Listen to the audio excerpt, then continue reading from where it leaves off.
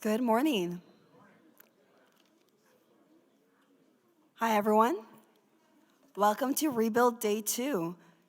As a little disclaimer, I am losing my voice on day 3 of Toronto Blockchain Week, so please forgive me, but I will try to truck through the day. So don't mind the little cracks here and there. If you're joining us for the first time today, welcome to Rebuild. Today we have a really jam-packed schedule going to the investigation into the internet, also looking at the cracks that have appeared in the wake of its power consolidation, and also exploring the technology that aims on creating a vibrant, great future for the world.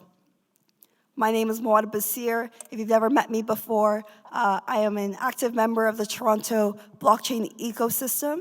I've held several roles in the past few years, but mainly focus on trying to bring this technology to light and actually make it usable and useful. I will be your guide for today and will help us get through the amazing schedule we have planned. But before we do get started, we do have a few housekeeping items to discuss. First of all, if you do want to have a conversation with someone in the room, please do not do it in the room. If you can actually go in the back there where the coffee and food is being served, that would be great, and so we don't distract others from the presentations on stage. The second thing is if you do need the restrooms, they are just outside that door, straight shot down the little hallway to the left.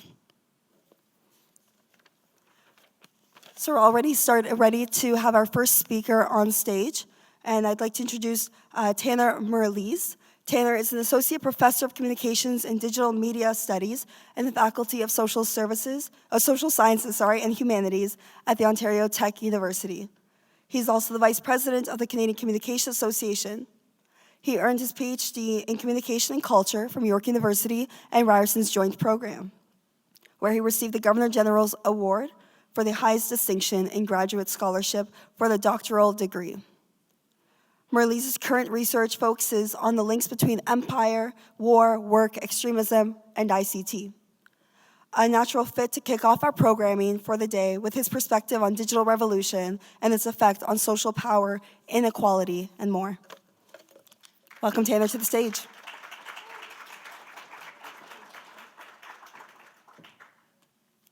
Good morning, everyone, and thanks so much for that warm introduction. I'm extremely happy to be here today. It's very rare that critical social science and humanities researchers and scholars get a chance to chat with tech nonprofits and entrepreneurs and hacker communities, and so I applaud Aon and Rebuild's organizers for bringing us together today to exchange ideas about the social problems of the digital age and for urging us to address what might be done to solve them now and in the future. So I study digital technology in a way that's neither utopian nor dystopian, but rather oriented to a critical understanding of how the most powerful economic and political structures of society shapes technology and vice versa. This can be tough, though, today, as there are some ways of thinking about technology that aren't so illuminating. So in my talk today, I'm going to begin by probing a few of those. Then I'm going to say a few words about how the system shapes the digital age. And finally, I'm going to highlight some emerging forms of popular resistance to the digital age's problems and discontents. So overall, what I'm going to try to do here today is synthesize some of what the leading critical political economists of communication are saying about the digital age and the challenges that arise as a result. So one way of thinking about digital technology is technological optimism. This is the idea that each and every new technological development moves us forward toward a future society that is better than the previous one. Generation after generation, innovation after innovation, TED Talk after TED Talk, we're invited to see new technology as the same as social progress. And this is a long-standing trope. Goes way back to the Enlightenment, the birth of sort of liberal capitalism, and takes us to the present as well. But what happens is that when we realize that old social problems persist and new ones have grown, we feel disappointed in our hardware and our software and in ourselves. Technological pessimism, another way of thinking about technology that has a long history in modernity, starts to set in. And everyone begins blaming technology for all of society's problems, seeing technology as responsible for making them much worse. In response to technological pessimism, people try to innovate a way out, to create a technological fix of sorts. And with each new technological innovation, hope returns, and the historical pattern of optimism and pessimism repeats over and over again. So, for example, in the mid-1990s, technological optimism surrounded the internet. In 1994, the year that the US federal government opened the public internet to privatization, Esther Dyson, Alvin Toffler, and others published Cyberspace and the American Dream, a manifesto that presented a marketized internet as, quote, renewing the American dream and enhancing the American dream's promise. Really inspiring stuff. But skip ahead, a few years to the year 2000, and cyber optimism had lost its luster. Survivalists, cults, and conspiracy theorists were spreading dystopian nightmares of an internet-induced social breakdown. As the first dot-com bubble burst, many feared the Y2K computer bug would end America and eventually end the world. Techno-pessimism was back in, converging soon after with the terrorist attacks of 9/11 and the subsequent global war on terror. So in the early 2000s, Tim O'Reilly and Dale Doherty breathed new life into technological optimism. Pronouncing a shift from Web 1.0 to Web 2.0, they kickstarted a new wave of hope and speculation. Web 2.0 supposedly heralded a new and better internet that was more user-friendly and supported more user content, participation, and interoperability. As YouTube, Facebook, Twitter, and other Web 2.0 firms grew, they promised to liberate everyone and democratize everything. Facebook would unite the world as one. Twitter would overturn autocracies and spread democracy around the world. Google would do the right thing, would not be evil. Thanks to firms like these, Time Magazine's 2006 Person of the Year was you. Remember that cover? Happy Days returned to Silicon Valley, and its Californian ideology's mix of radical individualism, free market libertarianism, and anti-statism seemed to stave off calls for digital public policy and regulation of the kind that we read a lot about today. But over the next decade, all of the upstart technology companies that promised to disrupt the big legacy media to empower everyone and everything actually grew more powerful and more controlling. Over the past few years, a lot of people have taken notice, and unsurprisingly, technological pessimism seems to have returned. So, in the first month of 2019, Facebook had 2.32 billion monthly users, a sum more than double the total combined populations of the 29 countries that make up the North Atlantic Treaty Organization. Yet, far from propelling these users into a better and radically different future, Facebook arguably reflects old and new social problems, such as an asymmetrical power relation between an increasingly oligopolistic firm and everyone else, the concentration of wealth and political power, moves to regulatory capture at the level of government, mass surveillance and the loss of privacy, and a glut of digital information and ads. 40,000 Google searches happen every second. Every minute of the day in a month, 400,000 tweets are sent on Twitter, 4 million videos are watched on YouTube, and all of this adds to 2.5 quintillion bytes of data getting produced each day. Well, big data promises to manage all of this for us and manage us with its new smart devices. Many people feel overwhelmed, feel confused, feel afraid. In an age of Facebook privacy breaches, misinformation campaigns, angry Twitter presidents, Google filter bubbles, YouTube echo chambers, mass technological pessimism is understandable. There are good reasons to feel worried, concerned, anxious about the present and where we're going in the future. But while technological pessimism seems to be winning out over technological optimism in the public mind of today, neither of these ways of thinking, utopian or dystopian, helps us to understand how society itself shapes technology, and in turn, how technology shapes society. So how might digital technology transform or preserve society's reigning political and economic power relations? Are we all really living through a digital revolution that is changing everything for better or worse? We are not the first to ask these kinds of questions, not the first to see digital technology as revolutionary. From Daniel Bell's The Coming of the Post-Industrial Society, to Alvin Toffler's The Third Wave, to Eric Schmidt and Jared Cohen's The New Digital Age, Silicon Valley futurists have predicted that digital technology would radically change society, and at every level. But I encourage a healthy skepticism of this trope of technological revolutionism, as too often it is used to shore up the status quo. How's that so? Well, for some time, tech companies have mobilized the trope of techno-revolution for branding purposes. Apple offers one of my favorite examples of this. I think you might remember this, but some of you might be too young. During the 1984 TV broadcast of the Super Bowl, Apple famously launched the ad 1984. A play on George Orwell's dystopian science fiction novel, 1984 associated Apple's business with freedom from government control and introduced the company's new Macintosh computer with a statement of revolution. Soon after, hundreds of thousands marched down to the mall and spent $155 million on Apple products. Not so revolutionary. All too often, our desire for social change is steered into more of the same. Politicians also deploy the trope of techno-revolution for purposes of statecraft and international public diplomacy. So 4 years after Apple branded its computers as a symbol of revolt, the US President Ronald Reagan visited Moscow State University and told a similar tale. Nearing the end of the Cold War, standing beneath the bust of Lenin, Reagan declared that a technological revolution was, quote, quietly sweeping the globe without bloodshed or conflict. In an attempt to persuade Soviet students to reject their Marxist icons and accept the US's path to a post-socialist future, Reagan depicted the vanguard of this global revolution as, quote, the tech entrepreneurs, the men with the courage to take risks and the faith enough to brave the unknown, end quote. For Reagan, history's revolutionaries were people like the late Steve Jobs and his Apple co-founder Steve Wozniak. And as Reagan said, these were the founders and the revolutionaries of one of the largest personal computer firms in the world, and they made this happen from the garage behind their home.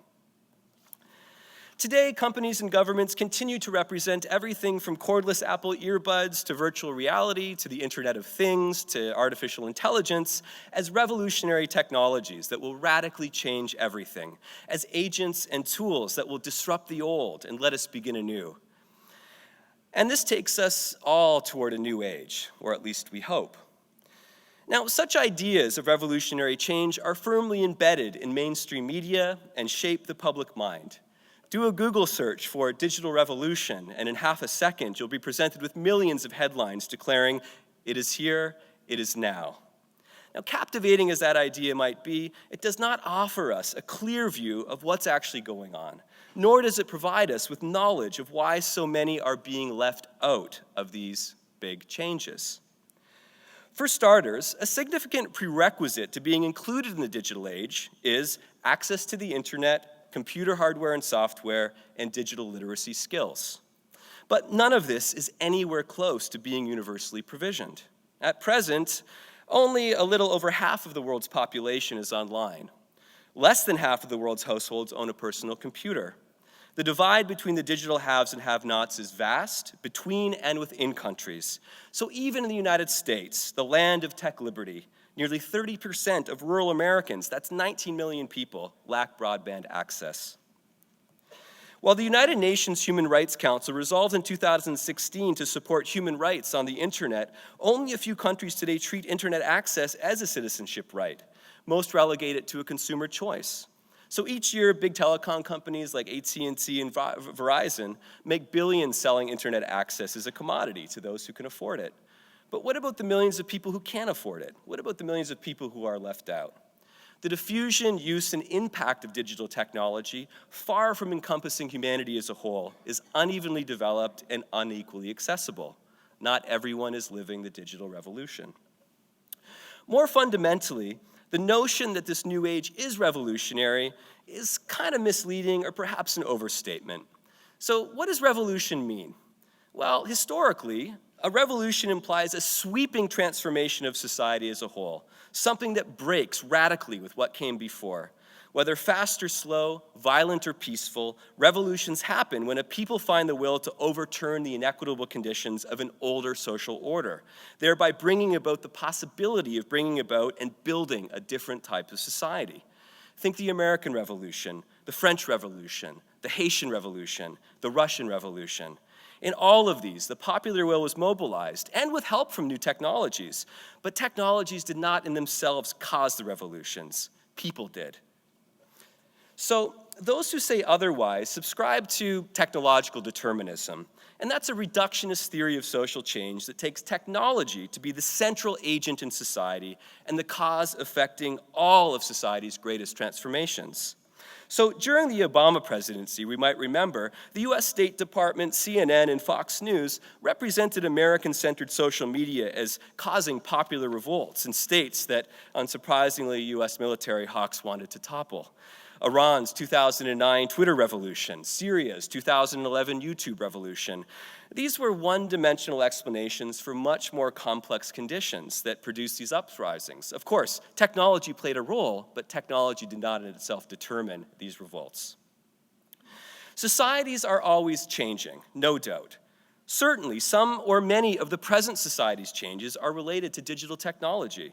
Yet our society continues to have continuities with the past, and these tend to be overlooked when we simply buy into the dream that we're living in a revolutionary age, all because of digital technology alone.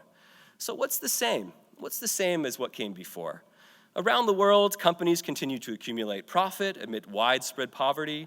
National security, not social welfare enhancement, continues to preoccupy many state governments. So if the past is any guide to our present, the two most important institutions of modernity, those being capital and the territorial nation state, will likely design and try to redeploy today's digital tools as they have past technological advances. And what will they do with that? They'll reinforce their power, they'll reinvent their control, and they'll try to recompose their action. That's what history teaches us about technology.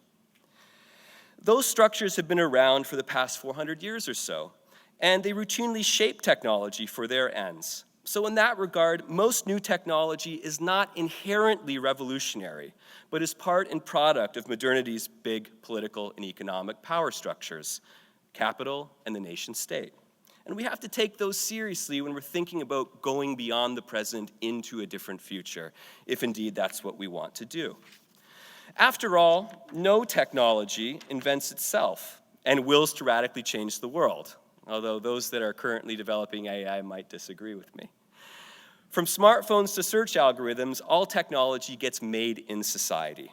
Most of the time, it is made by people, social relations between people, in governments, for example, in the US Defense Advanced Research Projects Agency, the corporate sector, like venture capital-funded tech firms, and in universities as well, like MIT, Stanford University, OnTechU, and elsewhere.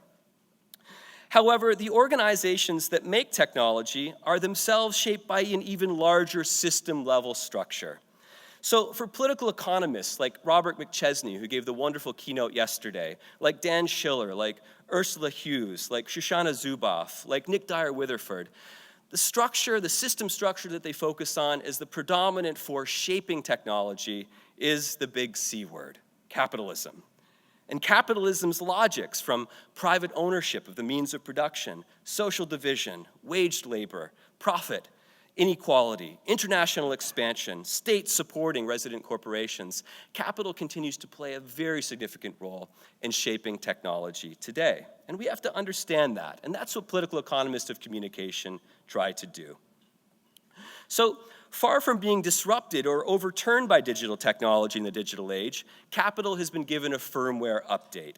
The system's underlying code continues to direct new technologies toward its ends, and that system, not technology in itself, may be the key source of some of the digital revolution's discontents. So here's how old logics of capital continue to play out in the present, shaping technology powerfully. So first of all, in a digital age, private corporations, beholden to shareholders, not the broad public or even governments, are the major owners of the means of technological production, circulation. Now, currently, American firms own the lion's share of the world's hardware and software, intellectual property rights, platforms, sites, services, and user data. The US giants really are the titans of the global digital age. According to the Forbes Global 2000 list of the world's largest companies, the 5 most valuable corporations in the world are Apple, Alphabet, Google, Amazon, Microsoft, and Facebook. In 2018, Facebook, Apple, Amazon, Netflix, and Google, the FANG in investor speak, accounted for more than 11% of the Standard & Poor's 500 index. Capitalism continues, and corporations, not publics or governments, preside over the digital age's major means of managing the accumulation of capital. Also, the age-old division between bosses and workers, rich and poor, persists in the digital age, despite our great hopes that technology will emancipate all. We're not living in a classless society, nowhere near one. Amazon CEO Jeff Bezos is worth about $153 billion. Facebook CEO Mark Zuckerberg is worth over $62.3 billion. Occupying a different place in the social hierarchy are Amazon and Facebook workers, and those workers being the people who sell their labor power, their mind, their skills, their talent, their creativity on the market in exchange for the wages they need to live. Amazon employs about 600,000 workers, not in the first instance in pursuit of social need or meeting human need. For example, in 2015, Google became a subsidiary of Alphabet, swapping its "don't be evil" motto for "do the right thing." In 2018, that included seizing upon the data generated by 1 billion people, conducting over 3.5 billion Google searches per day in order to generate $115 billion in ad revenue. Each day, advertisers bid to buy what Facebook sells. And what is Facebook selling? The opportunity to expose its users to ads for their products. In 2017, the average Facebook user is worth about $20 to the firm. In 2018, Facebook's average user profile is worth about $25, and it accumulated $17.8 billion in ad revenue that year. So we are, in a sense, Facebook's commodities exchanged by the company with advertisers. So capitalism and the pursuit of profit continue, and in the digital age, profit frequently clashes with personal privacy, and profit gets made through the production, monetization, and so capitalism continues, and with that, in the digital age, inequality persists. So far from heralding that wonderful global village of peace and love and understanding, all the things that the internet was supposed to support, interstate warfare continues on battlefields and over digital markets. As US tech corporations expand around the world, they clash in trade wars with Chinese giants such as Tencent, Alibaba, and Baidu. The US and Chinese governments support their national tech titans in competitions to control the global digital network and data sources. And right now we're seeing a really significant rivalry between China and the US over the control of the future internet. Each uses their might to knock down or prop up national rules that serve their resident companies' bottom line. Now, the US is the dominant player of the digital age, but China is on the rise. Most smaller countries, including Canada, often acquiesce to US digital companies and American policy norms, seeing this as synonymous with our national development. To attract foreign direct investments, we offer the FANG subsidies, tax breaks, lax regulation. Sometimes governments support the building of entire communities to meet Silicon Valley's human capital needs. The costs of supporting digital development are socialized, while the returns are absorbed and often flow back to US capital. Global capital and clashes between governments, the most powerful, rivalrous governments in the world, indeed continue in the digital age. It has not given us a genuinely harmonious, unified global village, although we'd like one, perhaps.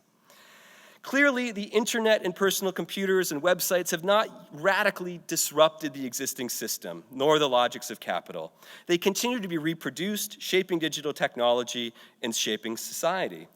So for those of us, of you, of those watching who believe that another system is possible, and I sense a lot of positive and excitement energy in this room for proposals to rebuild the system, to rebuild technology, to rebuild the network, to push beyond some kind of different economic and political arrangement.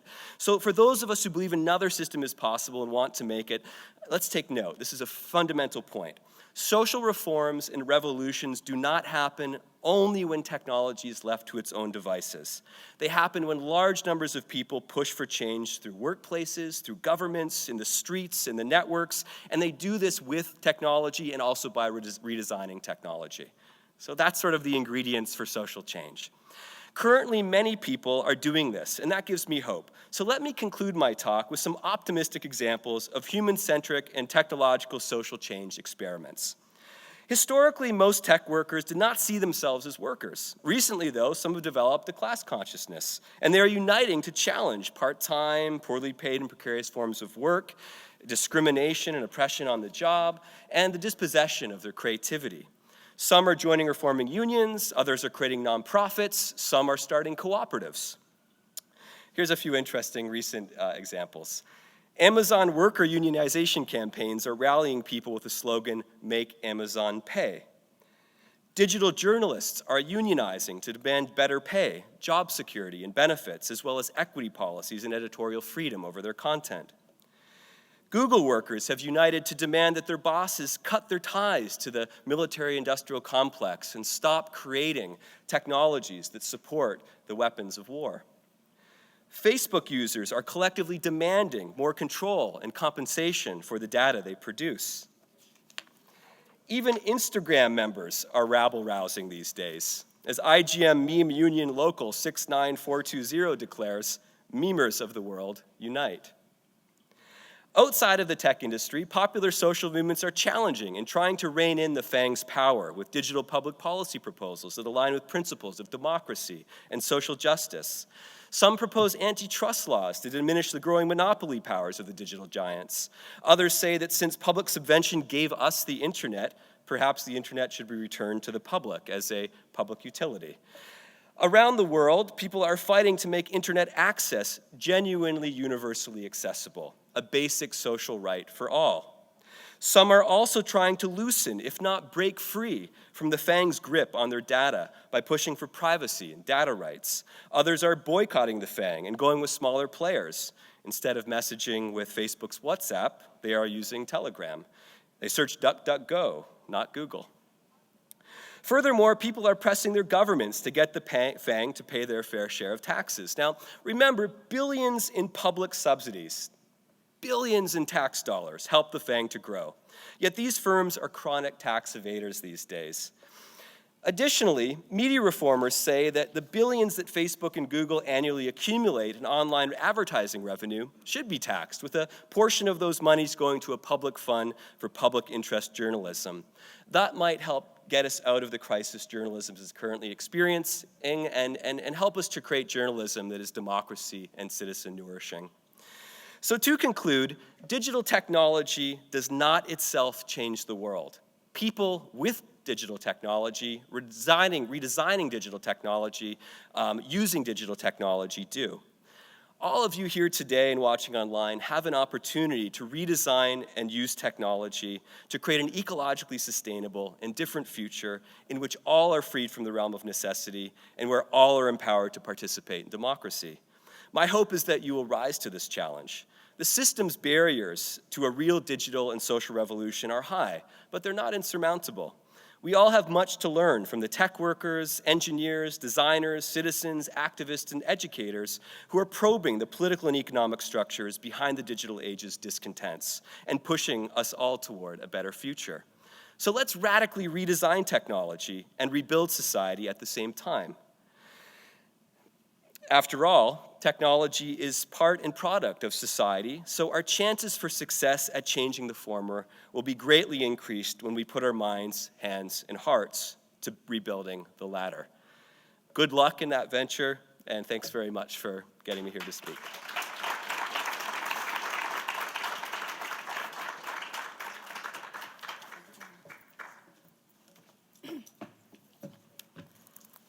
Thank you very much, Tanner.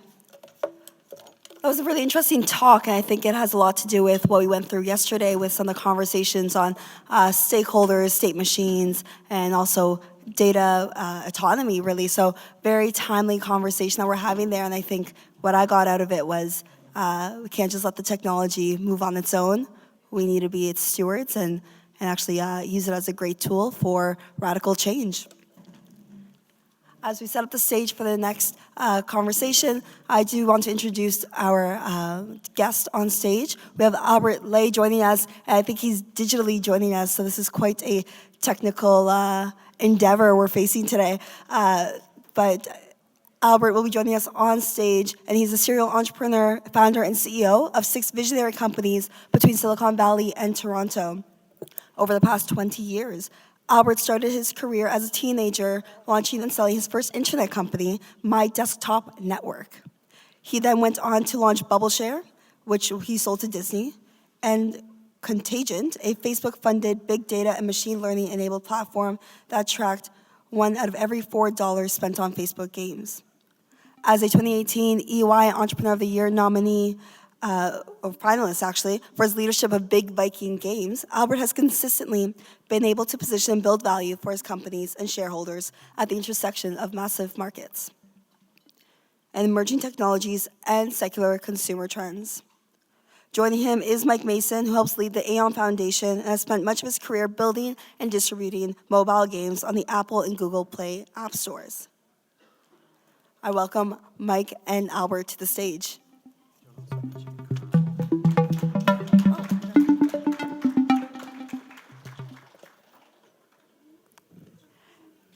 And then joining Albert and Mike is Carl and, sorry, I can't read, and Ken, sorry, not wearing my glasses. So no voice today and no eyesight, so I'm 2 for 2.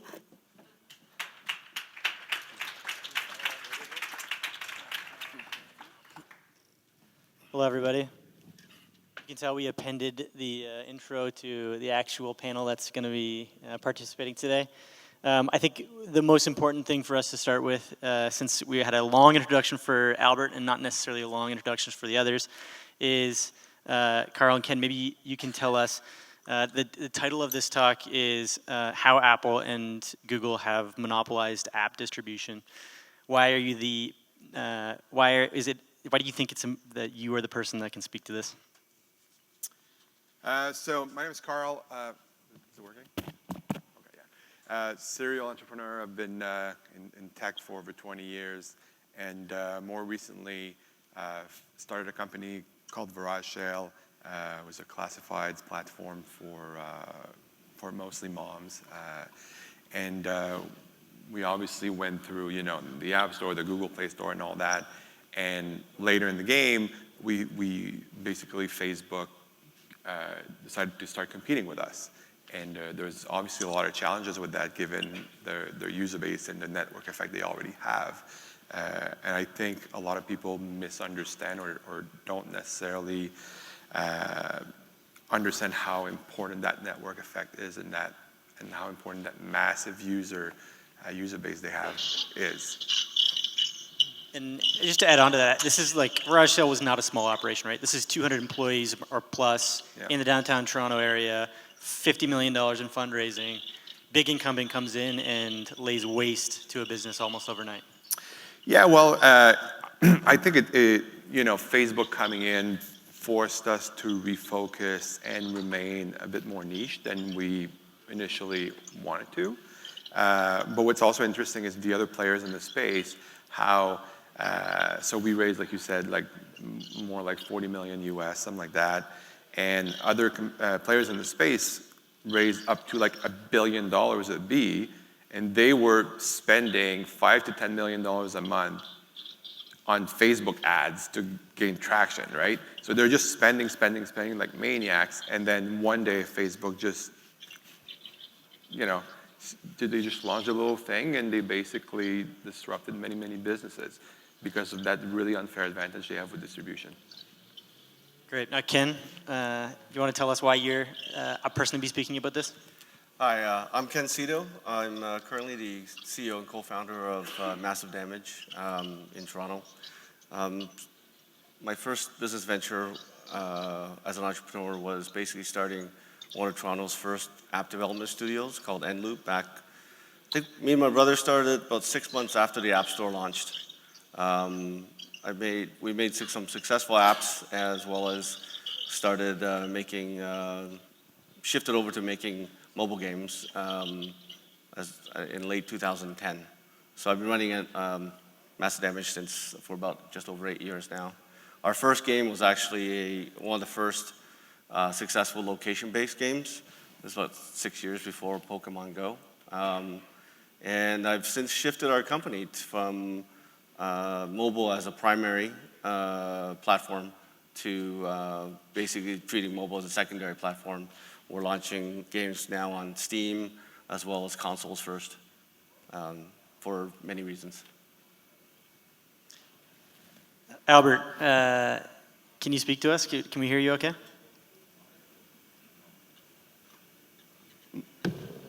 Uh-oh. Of course. Are you guys able to hear me now? Yeah, we can hear you now. You guys can hear me. So I'm just trying my best to channel my inner Edward Snowden here. I can't be, and I believe I've heard about 70% of Carl and about 90% of Ken. So if I say something that seems weird, please forgive. So I have been a serial entrepreneur as well, and have had the great privilege of knowing these gentlemen on stage as well for a number of years. Currently my seventh company. It's called Big Viking Games. We have spent the last 7 years doing a lot of research and development against this idea of a better internet through creating content, services, entertainment using HTML5, specifically building games as a way in which we can develop innovative technologies that allows for a mobile user to not be restricted to specialized application store as a sole covering applications and games and services. So we've been very lucky to have had many years long-term contrarian bet around the site HTML5 language matured it's out deliver instant applications. This reminds me of every video conference I've ever been in. Don't require a application download. Can you guys hear it okay? No? Okay. Albert, we're having a little bit of technical difficulties here. We're understanding every fifth word you say. So Sounds smart, but the robot is a nice touch. Okay. I want to understand more, or I want the audience to understand more about why this is such a big issue, right? So you can't really have this conversation without talking a little bit more about our mobile phones, the fact that we're spending more and more of our time on our mobile devices, screen time's up, all Android's operating system and iOS are now introducing new features like screen time and analytics around your mobile behavior. Can you, anyone on the panel, speak to this phenomenon? Why are we spending more and more time on our mobile devices, and why is this distribution so important? I think we can't be bored anymore. That's what I see. If we have like 1 second of downtime, we have to be on our phone. My 7-year-old son, he can't be in the car without doing something. He wants to be on an iPhone or doing something because he's bored. It's too boring to look outside. So I think we've become so stimulated all the time that if we're not, we need to find some kind of stimulation somewhere. I think that's part of the reason why it's so addictive. Yeah, I think it's definitely that. I think it's also we have a culture of convenience as well. Mm-hmm. So my phone is always in my pocket. So if I'm going to look up something, unless I'm actually at a computer already, there's a high friction point to go ahead and go find my laptop and open it. There's really no point. Unless there's something that can only run on a laptop. Basically, phone is going to be the lowest friction device to do anything on. So then second to that, put me in the shoes of a developer or a business owner. I'm looking to get my mobile-first content in the hands of consumers. What are the benefits of me approaching Apple or Google and putting it on the App Store or the App Stores? Well, I think the way I see the internet, I think it's like a big desert, right? And you can have the most amazing app or website or whatnot, but if it's in the middle of the desert and nobody walks by it, nobody will even know it's there. And that's where distribution and the App Store and Google ranking are so important, because that's how people discover your product, right? So for a new business who needs to grow quickly, get a lot of customers quickly, they need to be where their potential customers are. And right now they're kind of forced to being on the App Store or the Google Play Store if it's mobile, or have basically advertise on Google to be ranked high, because they're not going to get SEO for a very, very long time. So people are kind of stuck in this paradigm where they don't have many options in a way. Right. So last year, $34 billion in payouts to app developers from the Apple App Store alone. But at the same time, we have big players like Spotify, like Netflix, like Audible, forcing new users to exit out of that mobile app experience and into a mobile browser in order to log in or have purchase behavior of some sort. What's happening here in your minds from a trend perspective? And is this going to continue? Well, I mean, the App Store, all the App Stores and all the platforms all have their own tax. So this is just basically people trying to avoid having to pay the Apple tax. And if you have your own payment systems and your own, you have a strong enough brand that people will go through that extra hoop in order to access your content, then it's something that you can get away with. I don't think anybody can just put up an app and expect you to go to a website to go do payment stuff.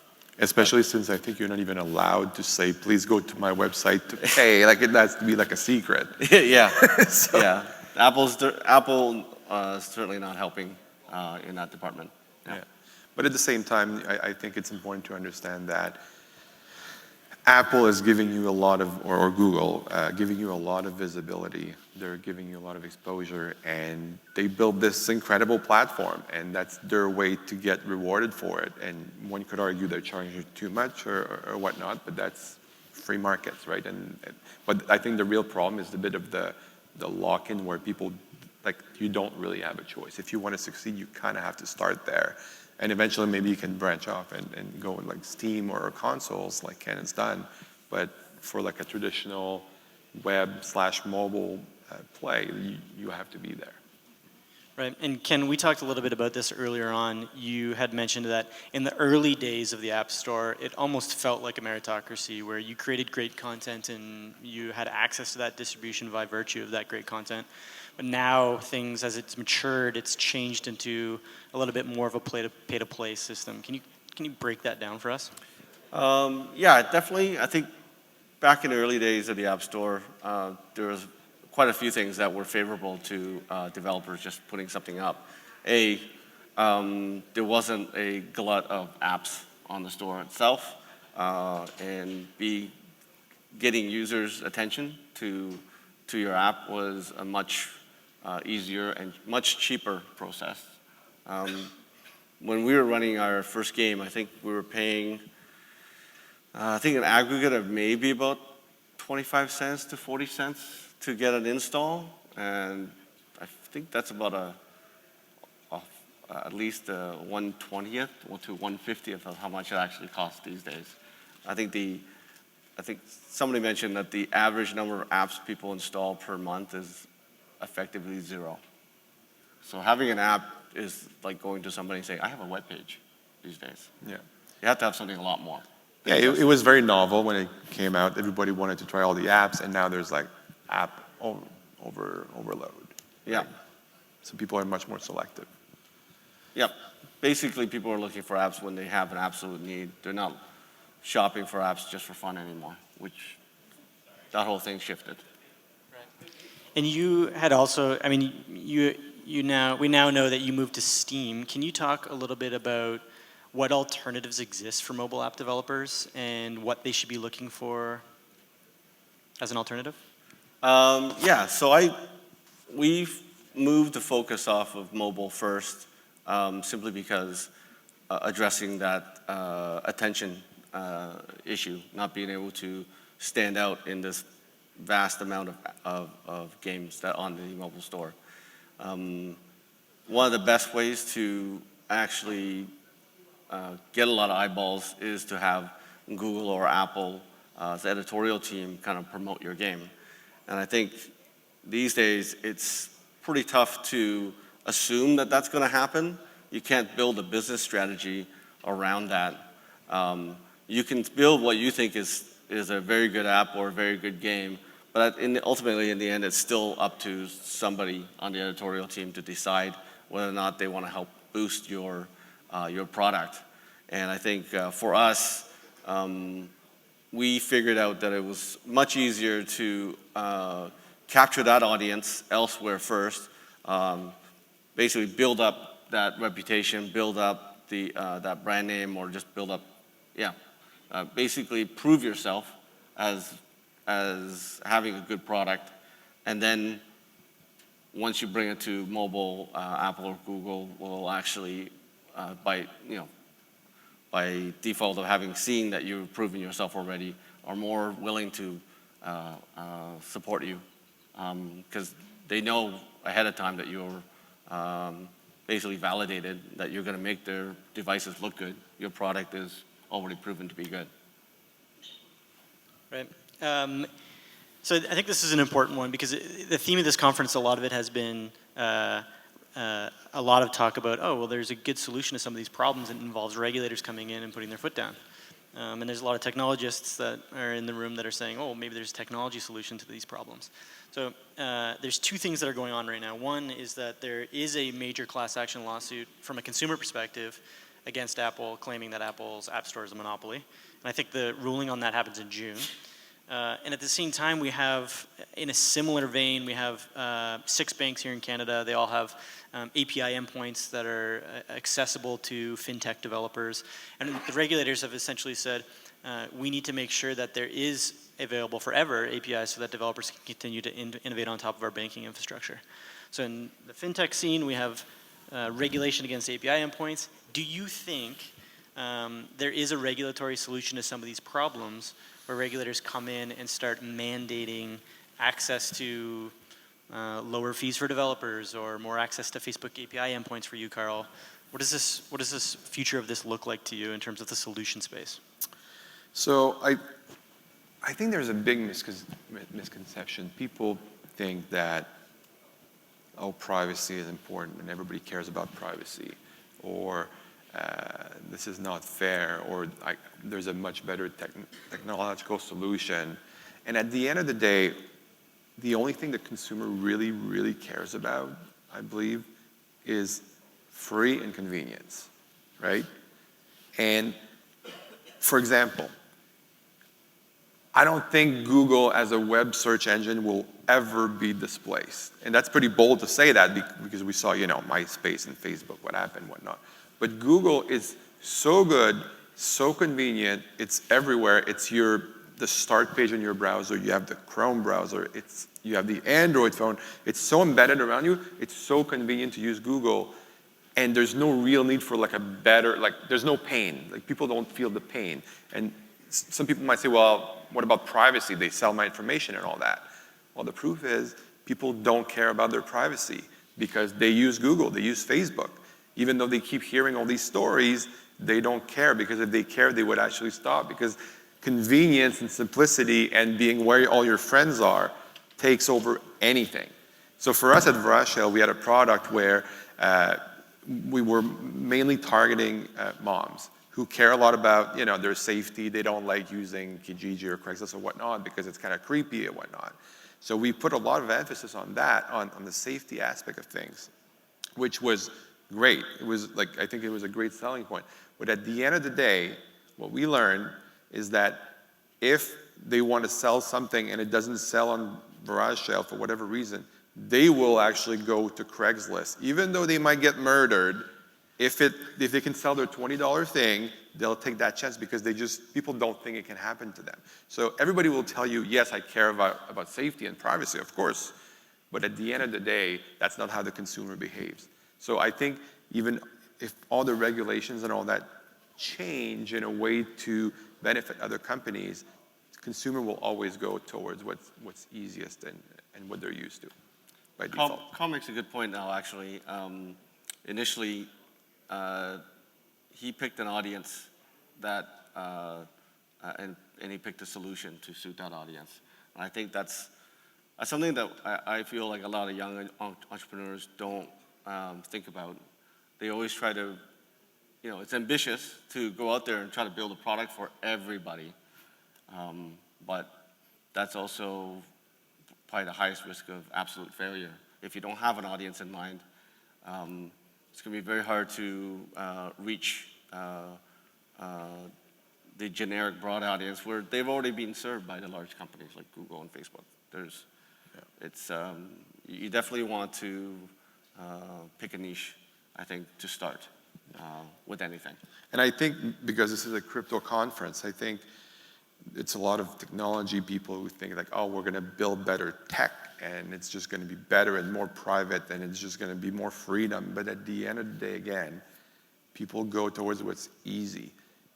No crypto company will ever succeed if they're not as easy to use, as convenient, and as user-friendly as a Facebook or a Google. And at the end of the day, I think that's what's going to make or break a lot of these crypto projects. And for example, you can look at Tron. There's a lot of people, like not liking Tron, and it's a lot of hype and all that. But they're taking an approach where it's marketing-driven, which appeals to the end user, and with their BitTorrent token, that's something users can touch and feel and use right away.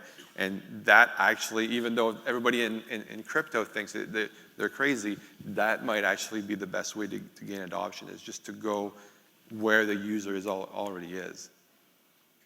Right, so if you're going to sell organic fruit, make it as cheap and convenient as normal fruit. Exactly.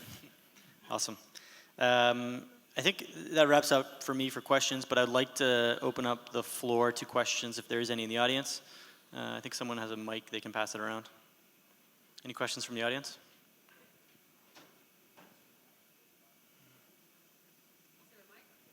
Yeah, I think they're grabbing one for you.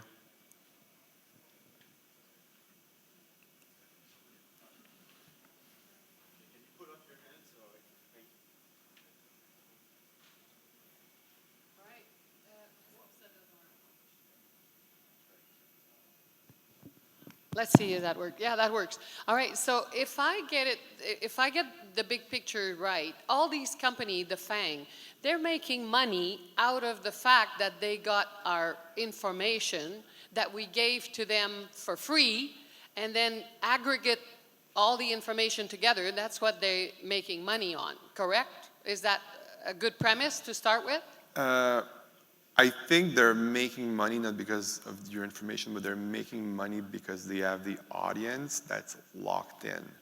And then they can collect your information, and then they can make money That's off right. that. It's a That's circular, like the most important it's a circular, thing to me. Yeah. Okay. So now going back to what you said and remembering what Dr. Anne, I forget her last name, but the privacy commissioner was saying yesterday, you said people are willing to more or less compromise their security for the ease of getting the product, but we don't have a choice. We don't have a choice. Well, you have a choice not to go on Facebook. No, right? you have a choice to not go on Facebook, but you don't have a choice for your information to be used in an aggregate fashion for other purposes. There is no privacy default process. If there was that default process, would the income, the revenue that the big FANG companies make, could that not be redistributed? In other words, through maybe through blockchain, I don't know enough about technology, but the person who gives their information, they are given a good out of which those companies make money. Is there not a way through blockchain or whatever in the future to protect that information unless we choose to sell the information to the companies and therefore redistribute the revenue that the companies make out of our aggregate information. Is that not a Well, vision for the I think future? I think many companies are working on that, and I think it's absolutely great. For example, the Brave browser is a great example of that. But if I'm on the flip side, Facebook might say, well, we spend billions of dollars every year building this platform that you want to use for free, and now you want to get paid to use it, right? So where's the balance? So yes, like one could argue that they're making way too much money, but that's also the world we live in. It's capitalism, right? Change that world. So.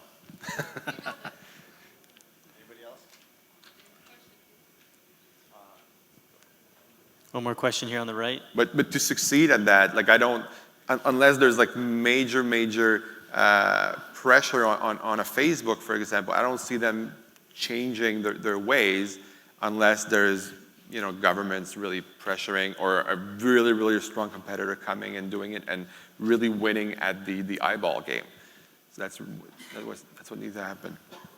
Yeah, sorry. So leading on what she was saying and kind of, I felt like some of the conversation there was a little bit vague. What I wanted to understand was, are you saying that specifically because there is no alternative, people are turning to Facebook? Or are you saying that the alternatives that we have are overly secure, lack the UX, the experience that is required for the common consumer, and that's why people are not transitioning? So, so I hear you're talking about Facebook specifically. I don't Facebook, think Google, any of them, right? So I would think it's different for every company. For Facebook, for example, I don't even think the UX matters in a way. It could be the ugliest, clunkiest website in the world. If all your friends are there and they're always there and you know you can reach them, that's where people are going to go. So basically, for a company to beat Facebook at their own game, they need practically overnight to have a couple billion people on the platform. It's really difficult. And Facebook has shown that if a company is threatening their core business, like an Instagram, they'll buy them, or Snapchat, they'll copy them, like literally copy every feature, and because of their strong network effect and user base, they're able to essentially crush so many companies overnight. I think we can all see what happened to the Snapchat stock. It's pretty scary. So your thought process is like, because of anonymity and security and privacy around blockchain, there would be a significant concern around creating a graph-like network with all your social following or your friends and family, and so that inhibits the blockchain industry to kind of propel into something like a Facebook. I'm not sure I fully understood. You mean like if your network ends up being on the blockchain, then it's kind of an open network? Yeah, like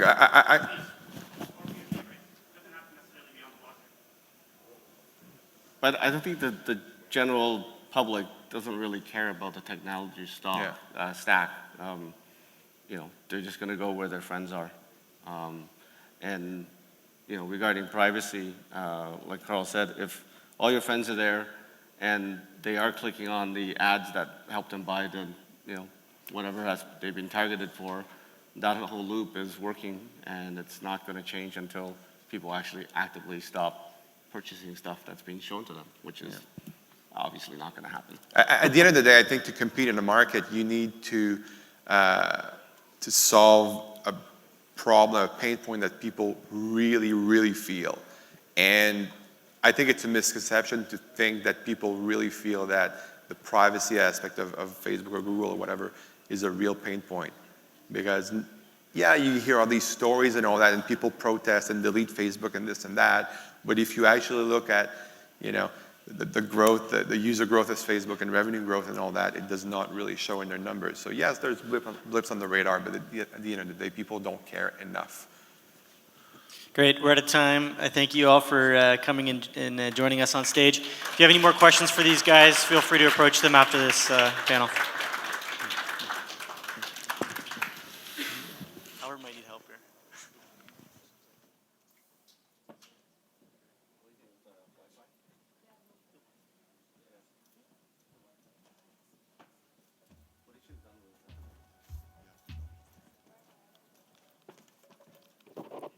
Thank you, panelists.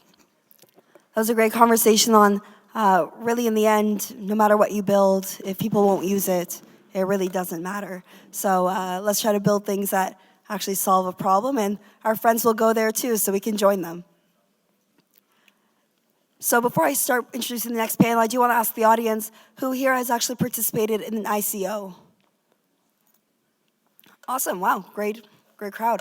All right, so the next panel is all about ICOs and really the ideals that I think we tried to solve with ICOs. And so I'd like to welcome to the stage our panelists that will be talking about the 2017 ICO rush that created billions of value and funding projects all over the world. The influx of capital brought with it an influx of talent and tens of thousands of jobs. Will this be how we continue to fund and support the open source projects of the Web3? Or will new funding vehicles be required to sustain development over the long term?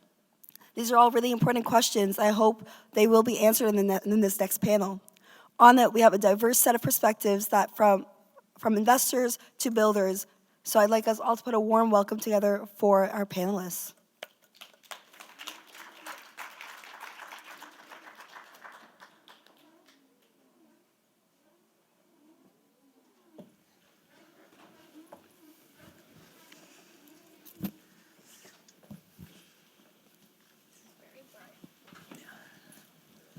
Thank you very much for the introduction. Just want to thank the organizers of this event for throwing this together. I think there's a lot of interesting and needed to talk about topics that have been discussed over the past few days. So we're very fortunate that the community is behind this and throwing this together. I don't think we were here to talk about ICOs. I think that was 2 years ago or something. Really, this topic is to discuss about how do we sustainably fund Web 3.0, and we have some fantastic panelists that are here today. To my left, Matthew Roszak from Block, chairman, co-founder of Block, creator of Metronome, and also principal of Tally Capital that makes a lot of investments in the blockchain crypto space. To his left, we have Casey Caruso, who is part of Google, but also part of Bessemer Venture Partners, does a lot of due diligence for some big emerging tech deals, so very knowledgeable in the deal flow in that space. And then lastly, Charlie Morris, a fund manager for 3 different funds as part of CMCC. They do a lot of investments in tokens and protocols, and so thank you guys for being here today. I guess to kick it off, just to set the stage, we're talking a lot about Web 3 here. I think if we were to categorize Web 1 really as being information that was readable on the internet, and Web 2 for being writable, where you could actually engage with it, participate with the content, and it became social. What is Web 3? I just want us to be aligned on what Web 3 is before we start talking about that. So anyone wants to take a stab here? Yeah, it's interesting, the different segments of the internet's growth. And it's like, you think about the early internet, like when you had AOL and early days of Yahoo, and you had these centralized kind of on-ramps of using email and kind of getting engaged and building some of these communities. And then now I feel like we're in this middle internet, this like almost the medieval times of the internet before we get to the new internet, which is like the Web 3. And if you think about like, and it's not that inspiring when you think about how the middle internet was monetized. It's like we have all this great connectivity, we have search with Google, and we have this world's gotten kind of smaller, right, in certain ways. But then you think about the economic model, the underlying economic model, it's not that inspiring. It's like ads, Like look at the P&L of Google and Facebook and everybody else, it's ads. And, but again, this is not a static picture. It's a movie, it's gonna play out.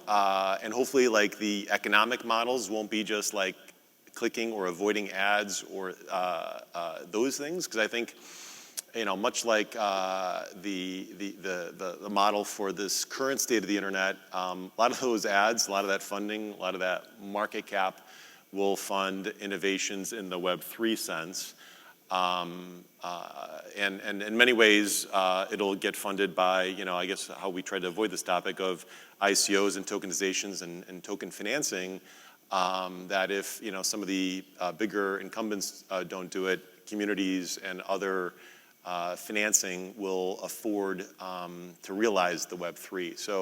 So I think it's interesting, the early, kind of the middle, not that super inspiring. We don't own our data in certain ways, and that's kind of weird. And we all are seeing this picture, albeit fuzzy, of owning our own data and decentralized, Amazon Web Services and all these different ways in which this new internet is going to play out. But we've got a lot of work to get there in terms of infrastructure, kind of the social dynamics to kind of jump on these new rails. So it's super exciting and inspiring, but we've got a long way to go.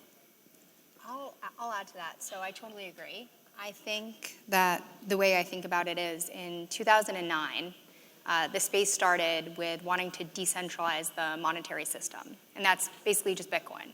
But in the last 10 years, we've taken that concept of decentralization and really applied it more broadly. So Web3, in my opinion, is exactly what you said. It's about redistributing profits and enabling individuals to own their own data. And as I talk to Web3 companies, every week, the commonality is this belief that big companies like Google wield way too much power. They've just really, in the last decade, come by storm and taken what used to be individuals' rights. And the goals are also pretty similar. It's, again, to redistribute profits in a fair and more modern way, and then also, again, to give individuals the right to have privacy in data. Charlie, does this new future of Web3, does it all happen through ICOs? Are you still seeing ICOs being the main funding mechanisms for this? What else exists? No, things are changing a lot. Maybe to kind of run through, I think we've been through kind of an evolution of funding. So when Bitcoin first came out, there really was no funding mechanism there at all. And then you kind of had this evolution where you had kind of Ethereum, which had a pre-mine. Now, a pre-mine is great, but it's highly leveraged on network effects because, if something like Ethereum does a pre-mine and owns, X many tokens, well, if the value of Ether goes up dramatically, then that's great, and then you have an enormous treasury. But then vice versa, you have crypto winter, and all of a sudden you have all these projects that have just the network effect is working in the opposite direction. Their treasury's gone from maybe $10 million down to 100,000, and they're in really kind of deep trouble.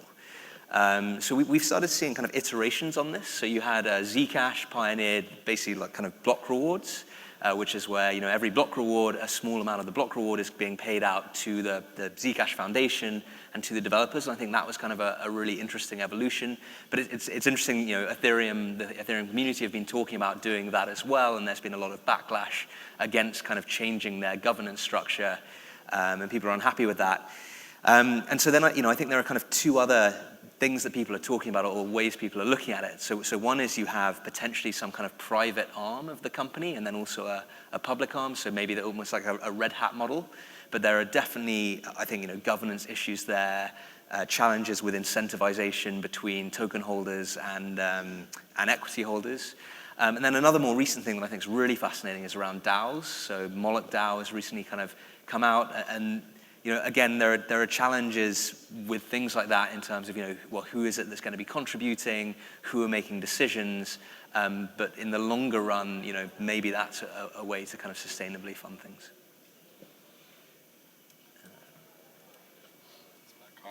If funding is happening mainly via public, like token offerings and stuff like that, what has not been sustainable about it? It seems like a lot of projects have run out of money or have not been able to deliver, having raised large sums of money up front. So where do you think problems exist with that model, or how that played out from the start of the ICOs to where we are today?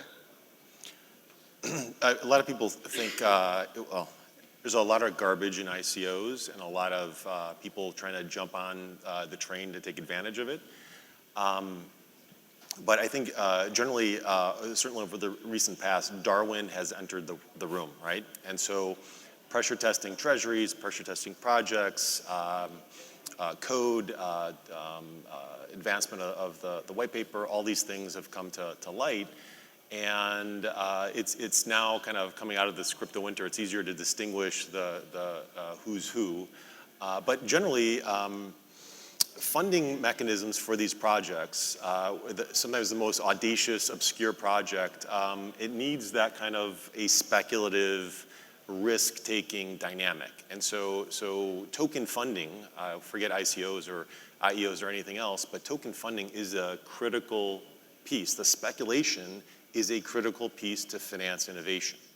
And, but it also has to translate into value, network effects, transactions, throughput, and seeing that blockchain actually materialize and show value. And so we're still in this early phase of trying to find the right models, the right incentive models, the right early token distribution models, because now everybody's like, well, let's not give it to investors, let's give it to users. And sometimes people are trying to hack regulatory dynamics, how to build network effects, and how to appease investors. And sometimes all those things are diametrically opposed, and people are trying to find the intersection there. So I think, trying to take public token funding models, ICOs, IEOs, and throw them out the window is a bad idea. Good teams, good projects will always find financing, but I think the nuance is how you make these network effects and the incentives work. That's kind of the magic of these. Just on that point, I think that the distribution point is really key here. So you look at something like Grin, which, the premise was like, we're going to be like a non-VC, fairly distributed, system that everyone's going to partake in. And all that happened is you had these like SPCs, VC-backed, come in, like take out all the mining, and now it's just like effectively like a VC privacy coin that no one cares about. Yeah, the amount of funding that went into Grin is absolutely hilarious. Yeah. I mean, the outcome is just, nobody expected that. Yeah.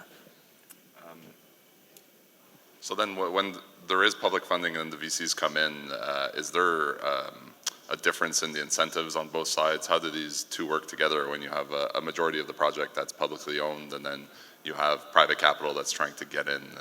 Are there difficulties on the VC side or the private capital to kind of figure out their role in that whole business, let's call it? I've got even like a great case study, a real live field tested case study. We launched a new cryptocurrency last year called Metronome, and it had no pre-sale, no venture in front of it. It was literally the funding was a descending price auction for the initial mintage, so anybody could go in, whether you're a VC or your neighbor, and participate. What we learned is that certain more professional money came in towards the end of this descending price auction, paid a ton more in gas fee to soak up the last component. So certain lessons learned. You could always try and do things the right way, and somebody will try and optimize or what have you. The other thing we did was all the proceeds went into a smart contract. It didn't go to a foundation, didn't go to Block, didn't go to a developer's pocket. It went into code, and then that funding component was a decentralized autonomous converter, so you could go in and out of ETH and MET. But in trying to do it, one of the first fair token offerings in that regard, you always have lessons learned. I think people also talk about lockups and other conditions on the token, and I think that's getting a lot more of a basic mainstay in token deals. We're just like recreating venture capital in a different way. Yeah. But the other thing that's interesting is some of these token deals have a social contract, meaning that we own X% of the mintage, but we won't sell it over 4 years. But that's like a social contract. They actually can, unless you put it into, like we did it with Metronome, you put it into a token locker that can be verified and comes out over time. So that's another element that this industry should do is actually adhere to things in code versus in words. Are there challenges in doing that? Like you could decentralize the governance or the management of a business. I think a lot of these ICOs that happened, it was a bunch of money up front and then basically based on a team and milestones, but there's no real accountability for that. I guess, Casey, when you're looking at these crypto deals or blockchain deals, is this something that like your group is thinking about or is important? Oh, absolutely. I think we are on a quest to better define incentives in the space. We're pulling from traditional finance, but this is just the beginning of figuring this all out. definitely there's a misalignment right now. And we have to figure out these lockups because it seems like a lot of projects are nervous about putting too much supply on the market. Liquidity is our #1 challenge, I believe. There's just way too many opportunities to push and pull the market. And what that results in is more volatility and less being able to not predict the future. So to answer your question, it's definitely top of mind for us, and I think we're still figuring out how to best work with those dual equity and token models. I'd say for us, it's one of the main reasons that we say no to investing in companies is where we don't feel comfortable in the governance structure, particularly between this like equity token model. Like I really think the only project that has managed to do it properly is Binance, where you feel that, you know, because of their token burn and the way they've structured it, you feel that actually there really is alignment there. And also my understanding is that a lot of the Binance employees are being paid in BNB. So like the employees themselves are incentivized for the, you know, to encourage the, you know, the use of the protocol. And I just think most project teams don't quite kind of grasp that. I totally agree. I think another really great experiment to look towards is Maker right now. So Maker is, of course, rapidly growing support, but I think that's a really interesting governance model, and nobody knows what's going to happen there in the next few years, especially with multi-collateral collateralization coming out with DAI, and there's just so many things on that roadmap. We really have no idea, and there's no way to traditionally invest, but everybody wants exposure to this incredible stablecoin. So I agree with Binance, and I also think Maker is interesting. I think, like, obviously everyone is here knowing that there are so many opportunities to democratize the way assets are shared or the way information is shared. With any new product or any new business, it's very difficult to get it out to users and gain traction and gain usability. Although there's a lot of problems that are trying to be solved, do you guys feel, being folks that make decisions about investments into these projects, are there a lot of problems that just don't exist and people are trying to force this technology onto it? Is this something you guys see as you're looking into projects? Sorry, just something I was thinking about as you were talking about that, you know, talking about like distributions and encouraging users to use the platform. I think one thing that's really interesting here is to encourage a user to use your platform, you kind of have to like, you know, distribute your token, but then that necessarily has an impact on the value of the token, because if a load of people are getting an airdrop, they're not being encouraged to go to a marketplace to buy it. So it's this kind of really weird dynamic there where, you know, to market your product, you're by default reducing the value on the market of the token. That wasn't really your question, but actually, it's funny because I was thinking about the same thing on the trigger of distribution and airdrops. Total exact same point, and it's such a blunt knife just to say airdrop, and we all get this. We're like in our Ethereum wallet, we're like, what is this token? And it's like, you know, first it was Tron, and then you're like, well, and then it's like these 50 other ones, and it's not that inspiring, right? And it's not that effective. And I think the future state of that is going to be, here's a token, or here's the promise of a token, but you have to do this action, or contribute this to get that. And I think those creative dynamics is like refer a friend, or put up a node, or, you know, contribute to this in some way, and then you get economics for it. I think those are harder, more thoughtful, and will create better network effects. Yeah, I guess projects that truly leverage the potential of a blockchain or decentralized technologies, the business models and the way you do things are inherently different, so it takes much longer to do so. I guess since we're still in the infancy of this whole space, we're building a lot of foundational projects and work, whether it's in protocols, whether it's tools, or even applications that are sitting on top of it. Do you guys think there needs to be a balance in investment in these types of projects overall for the whole space to grow? I mean, definitely. And I think, you know, again, one of the challenges here is like, maybe from a financial perspective, investing in some kind of tooling software for Ethereum is not going to be a great return. But if you're an Ethereum investor as well, then maybe it does actually make sense to be almost kind of giving out grants to improve that tooling, because then you get, you know, more developers and more users and just more applications on the platform. And again, that's why, I think something like, some of these new initiatives like Moloch DAO are really interesting, because the question is, are we going to see a ton of investors who are invested in the underlying project start saying, okay, we're going to just be more kind of community-minded in where we, allocate capital, because we know in the longer run that's going to kind of benefit this ecosystem that I'm also kind of invested in. Like ecosystem funds? Yeah, kind of like an ecosystem fund. Although the flip side is, like, I wonder if, like, anyone in this room has, like, ever, like, spent money on, like, a Gitcoin bounty, or has anyone, like, voted in the Moloch DAO? Like, probably not. And yet this is probably, like, the most concentrated area of people that should be doing that. So Can you explain the Moloch DAO, or what that whole concept is? Yes, the Moloch DAO is this idea that there is this DAO on Ethereum that anyone can add funds to, and then if you add funds to it, you have a certain degree of voting power, and then the DAO itself votes on where this money is going to be spent, with the idea being that it's going to go to kind of developers building mainly, I think, tooling and things that are useful for the kind of broader Ethereum community.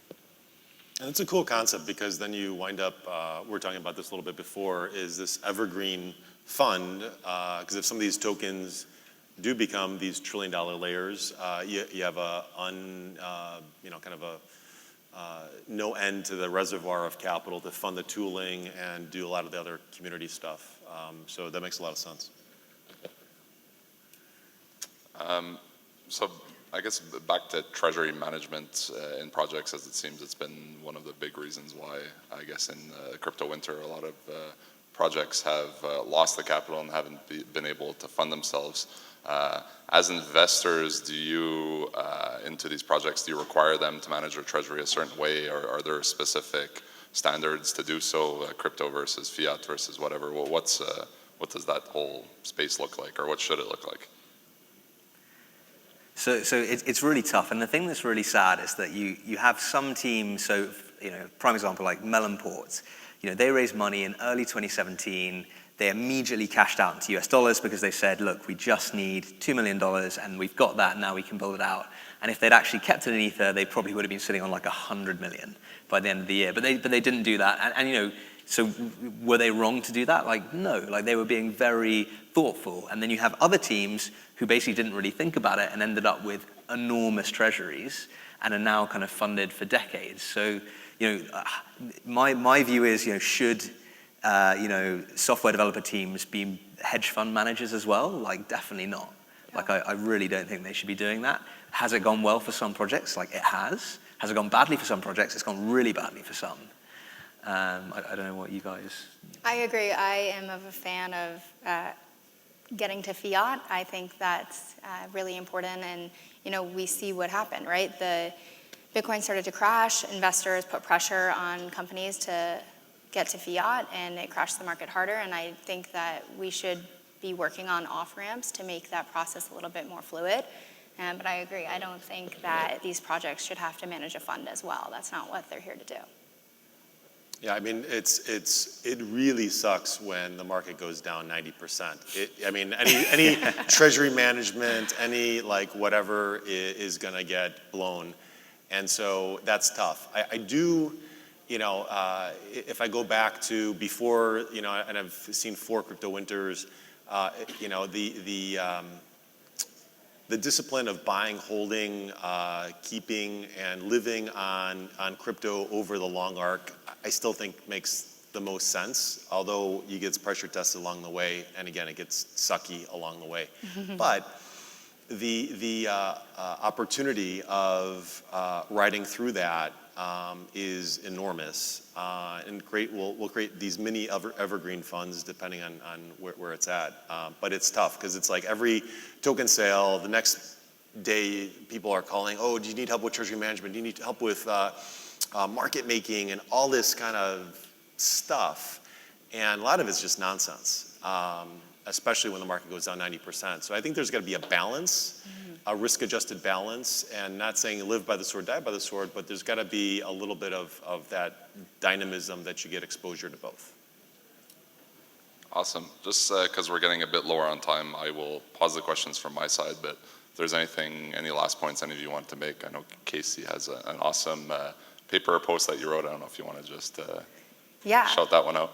Well, two things I would like to kind of leave the audience with. One, I did write a post recently on kind of the sectors within the space, so check that out. I think it calls out Web3 pretty nicely. Two, though, is I think you did ask a question earlier about kind of does Web3 have legs, and are we solving a real problem? And I think the stat that I sit up with at night is our trust in the government. And in Canada, you guys actually trust the government, so that's great. Keep doing that. But in the US, if you look at the rate of the population trusting the government, in 2000, it was 55%. And today, less than 20 years later, it's at an all-time low of 17%. And this is just one stat, but I'll just say to try that on and think about what that means and if this could be the beginning of a true cultural shift. Good to go. So I think we will stop it there. If anyone has questions or anything, folks will be around for a little bit today. So I think all of us are glad to talk to anyone here. But thank you so much to our panelists. Great insight, and you're all definitely experts in the space and super plugged in. So thank you for coming. Thanks again to the event organizers for doing this, and look forward to chatting with people afterwards.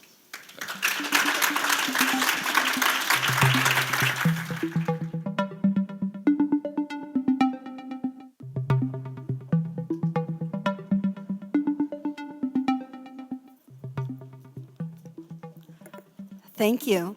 So I think what we can take away from that is we are growing as a space. We're not stuck in a vicious circle.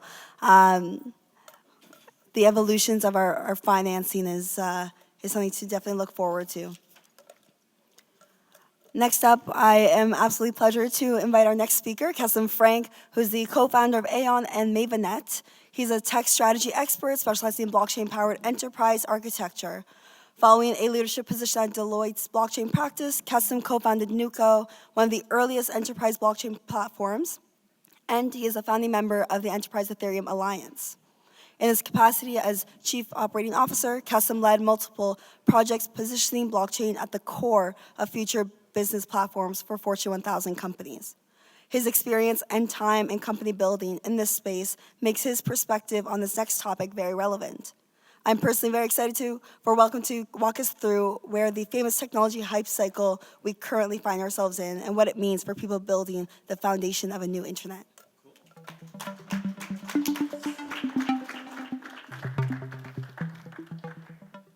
Hi, everyone. Talking to this thing, right? Hi, everyone. So again, my name is Kesem Frank. It's hard to believe that we're already in the second conference since we launched Aon. It's been quite the journey. I think what I wanted to do this morning is kind of share with everyone here what's going on from a market perspective. What is it that we need to do to be able to kind of connect the future that got us all excited about blockchain in the first place to the now? It's definitely one of those cases where if you build it, they do not come because they have no clue what you just built. And maybe I'll start with that. About 4 years ago, and it even blows my mind to say 4 years have already passed, Moada and I were working in Deloitte back then, and we said, this technology is so broadly applicable, it's so round in terms of its applications and implications, that it makes absolute sense that the big enterprises we were working with, as part of our day-to-day back then in Deloitte, they should actually swap the underpinning of whatever it is that they have in place and use a blockchain. It's more transparent. It is more fair of a technology, of a network to work with. It cuts out a lot of redundancy that is baked, in cumbersome processes today. And really, we set to accomplish this vision of taking this technology to the mainstream. What I want to do today is have a snapshot of, April 2019. How are we doing? And I want to start by, showing you one of the graphs that I like the least about what the state of technology actually is. This, if you're not familiar with this, is the infamous Gartner hype cycle. So essentially what they say, big research market firm, what they say is blockchain was super hype, and now we're all the way down in the valley, and it's going to take us years, if not more, to actually make it back to where it merits the hype that we initially had from this technology. And it's a fair model, right? It's not like I'm standing here saying this is bullshit. It's a fair model, especially when you think about the impact, the dent that this technology has had on the world to date. So here's one way to look at the world in terms of how proliferated, how impactful has blockchain actually become. What you're seeing is the actual number, or actually sum, it's an aggregate, of the total daily volume of all different coins and tokens out there, right? This is something you could very quickly gather yourself just by looking at CoinMarketCap. And it's a pretty impressive number until you put it on the same scale as the global daily transactions of all fiat currencies. And now you understand that we are 3 orders of magnitude away from that. Drop in the bucket. So I'm going to take 4 lenses as to the snapshot of what's going on, and then hopefully I'll give you some glimpses to what we're doing about it.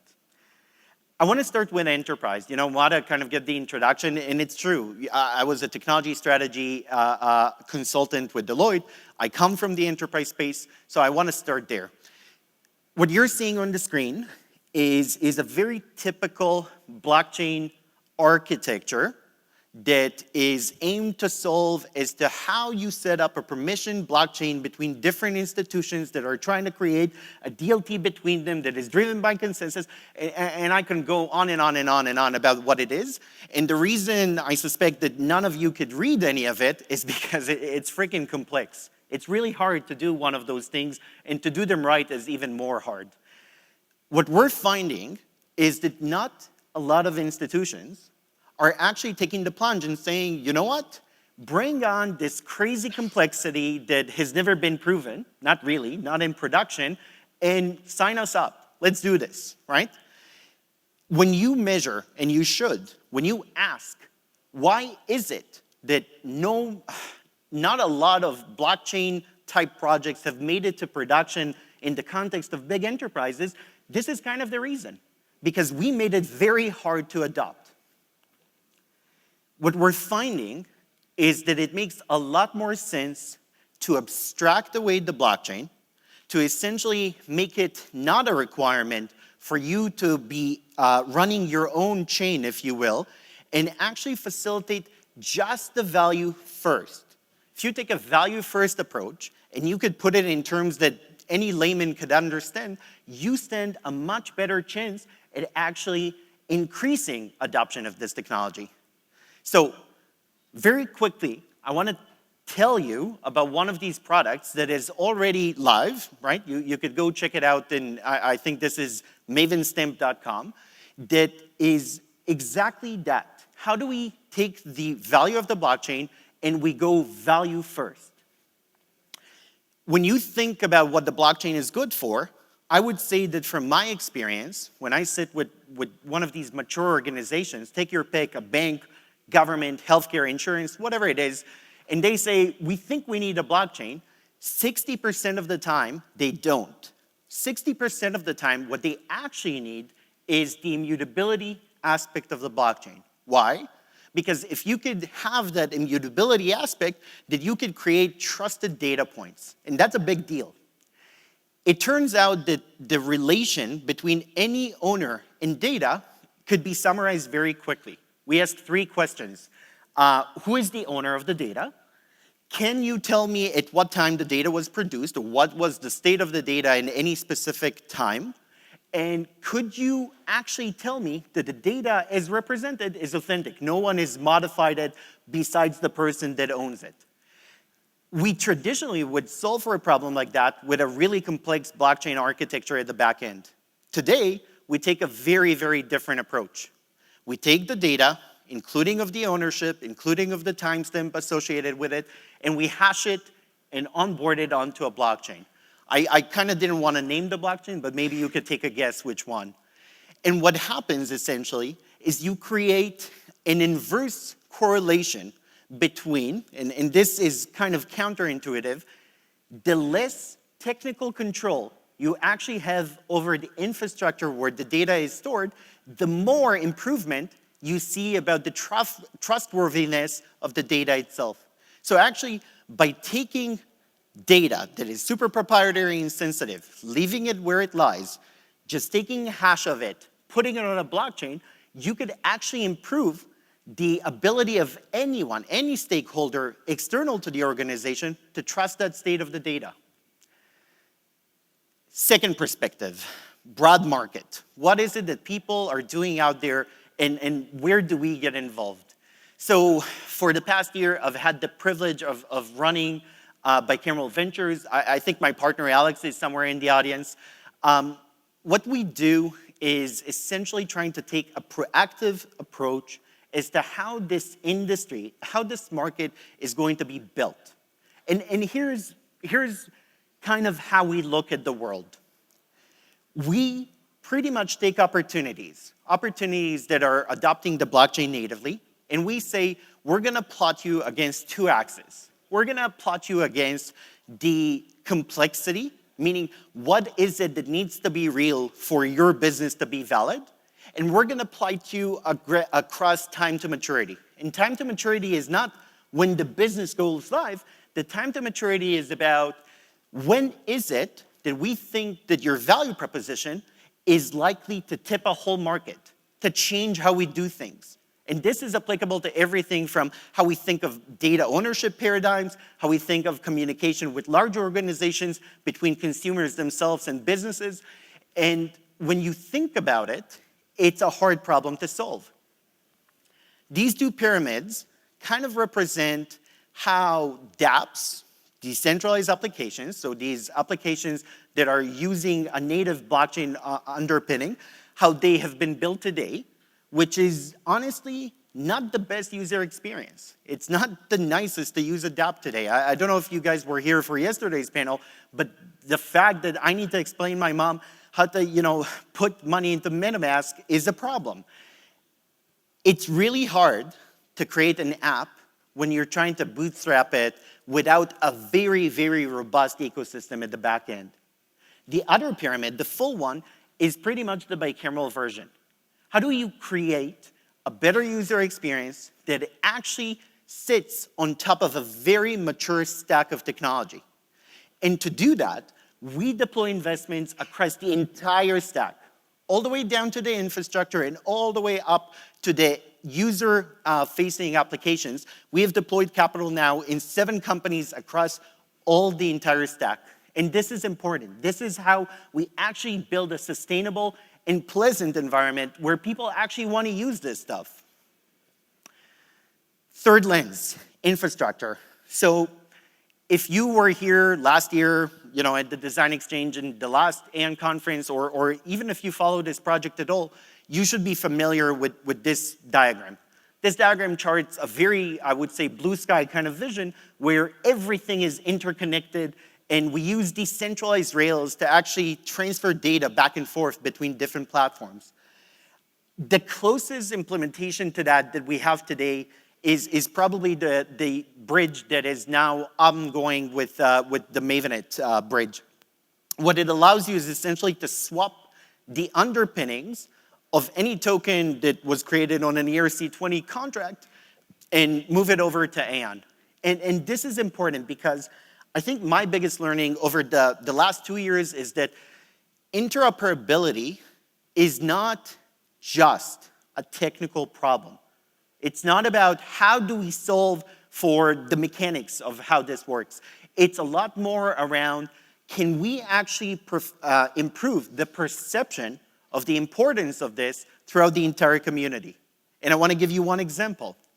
VivoPlay, one of the biggest media companies in Latin America, has very recently, this is literally from last week, has very recently been in the process of, we think that we have a great blockchain application that we want to build, and they were looking for a partner. and I could tell you for a fact, because they ended up choosing us, I could tell you for a fact that when they measured all these different options that exist today, but are completely fragmented, right? You have to pick one and that's it, that's where you live.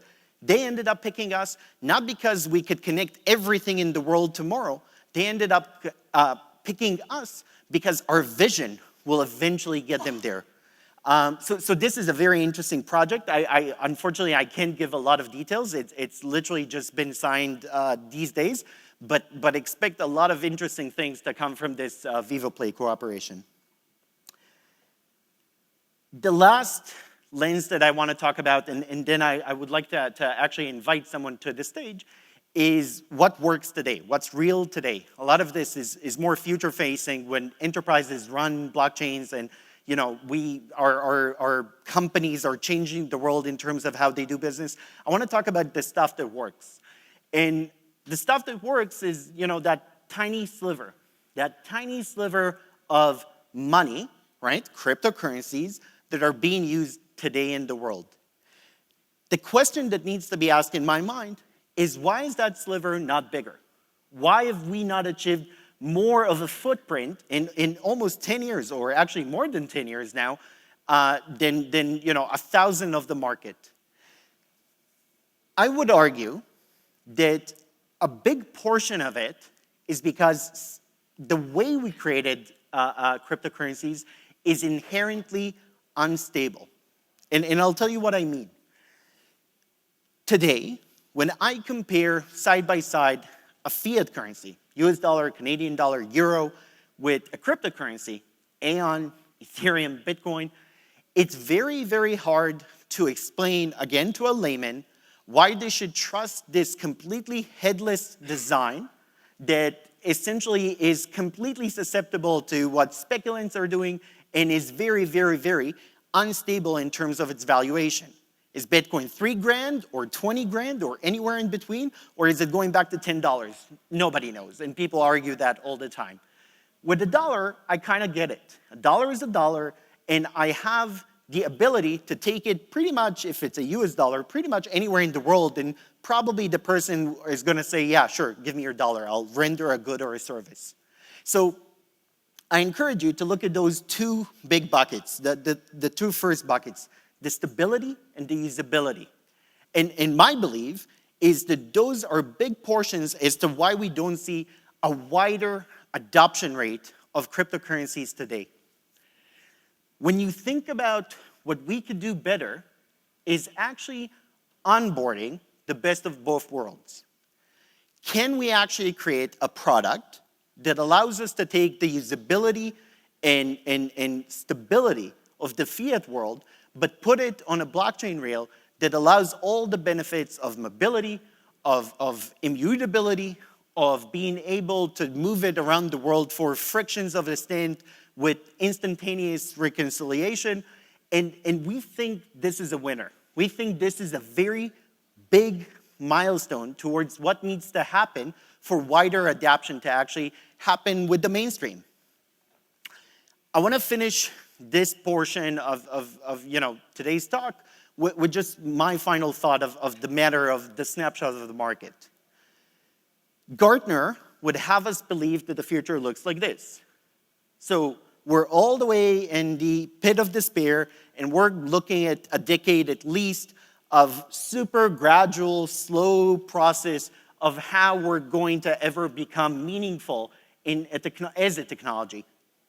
We don't think that's true. Remember, we're entrepreneurs not because we believe models.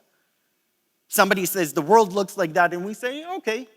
We're entrepreneurs because we reject models, because we get to call BS. We actually think that the world looks like that. We think that what we're going to see are faster and more meaningful pace of progression. And we think the world in 10 years is not going to be where it should have been last year according to Gartner. We think we're going to talk about a completely different universe of reality. So with that, thank you. I'd like to invite to the stage Fred, and thanks again for the listening this morning.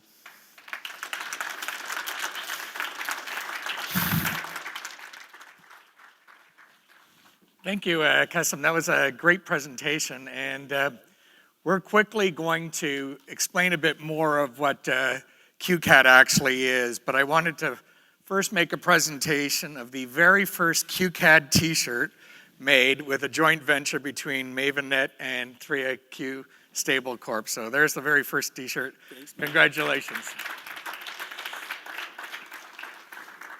And I'm going to go this. I know that the program's moving on quite quickly, and I just quickly wanted to talk about where we came and when this joint venture came about. But over the last 3 or 4 years, I've gone across Canada doing something called a crash course on Bitcoin and blockchain. And I used to stand there and take a $100 bill and separate the serial number from the paper and say, where's the $100? It's in the serial number. So if you put that serial number in your phone and I give it to you in your phone securely, instantaneously, and for free, is no different than if I gave you the $100 bill. But then I said, well, if you're in Russia and sending it to somebody in South Africa or in China sending money to somewhere in Latin America, why would you use the US dollar? Well, you wouldn't. You would use this brand new, beautiful coin called Bitcoin. And so we stuck with that for a very long time. And then we believed that, we sat there and said, how come this adoption hasn't been bigger? And I think when Kasim started to talk about what we had to look at, we had to say, it can't be moved around the world as easy as we actually expected. We have all kinds of regulation. We have all kinds of anti-money laundering, compliance rules. There are money services business. It has to be auditable. And all of these things were very big challenges. And most of you know 3IQ Corp as the firm that is taking the Ontario Securities Commission to a public hearing to explain to all of Canada that we have to support Bitcoin blockchain and have the first publicly listed Bitcoin fund in the world on the Toronto Stock Exchange. So we are in the process of doing that right now. But having said that, this is the pyramid that Kasim was talking about. $5 trillion a day of Forex trading is being done. To get a Forex trader to go from Forex, fiat Forex, into Bitcoin, it was too big of a jump. It was just too big of a jump. The very few people that actually bought Bitcoin in context of the world is tiny. So what we had to do is we had to take a look at all of a sudden these developments with Tether and everything is we had US dollar stable coins that got created. So the jump from trading US Forex, fiat Forex, to US digital Forex is not that big of a jump. The jump from trading US digital Forex to trading Bitcoin is not that big of a jump. So what we have to do is we have to get those Forex traders trading in the crypto sphere. The only way we do that is to not only have US dollar stable coins, but create euro, Japanese yen, Hong Kong dollars, Canadian dollar stable coins. So now Forex traders not only will trade fiat back and forth, but they can now instantaneously, securely, for free, trade crypto fiat. And then the jump to Bitcoin, Ether, and the other cryptos is not that big a jump. Now, all these stable coins are being built on different platforms. So we believe that the interoperability of these stable coins in the future is going to be key important, which is where Aeon comes in because it ties in the other blockchains. What we like to do is go back and say, when I talk about that jump was too big, the machine on the left, many of you may not recognize that because you're too young. But in 1994, we were all running around with these things called Blackberries, and it was a pager. And we would text and email off this. And the entire population was going, what are you doing that for? Why don't you just call them? Like, why don't you just pick the phone up and call them? So it wasn't until Research in Motion actually attached a phone to their pager did all of a sudden people say, well, now we can use it as a phone, and maybe I'll text once in a while. How many phone calls does anybody make in this process now? Nobody makes a phone call. They're all texting. So it was showing of a technology that was ahead of its time and made too big a jump from what the general population was used to. The path to success, and this is very important, It has to have provable reserves. We have to have the stable peg against the dollar. There has to be transparency in the code. You have to have stable banking relationships. We are working very close with 4 of Canada's major banks to make this thing happen. They all want it to happen, and it has to be reliable liquidity, and it has to be anti-money laundering and know your client compliant. We will make sure that we take the very first step with MavenNet and create an operating example. And then in the future, we'll see that the Canadian Stable Corp can be used for payments, for peer-to-peer, for buying everything, merchandise at retail shops. So finally is the proof of solvency. The things that we have looked at with the team at MavenNet is what makes this right. It has to be real-time auditability, real-time understanding that the deposit is there and that you're moving real Canadian cash. The way we like to look at it is when you issue a $1 Canadian dollar stable coin, you're actually receiving a $1 GIC from a Canadian chartered bank. And that GIC can be purchased and redeemed at your will at no cost. And that's going to be the secret of what we're doing. So I want to thank MavenNet for having us come up here today and quickly show you what we're doing. The details behind will obviously, we're probably 2 months away from an actual launch, but we believe we're significantly further ahead than any of the other competitors you'll read about. But we look forward to everybody, and thank you very much for having me.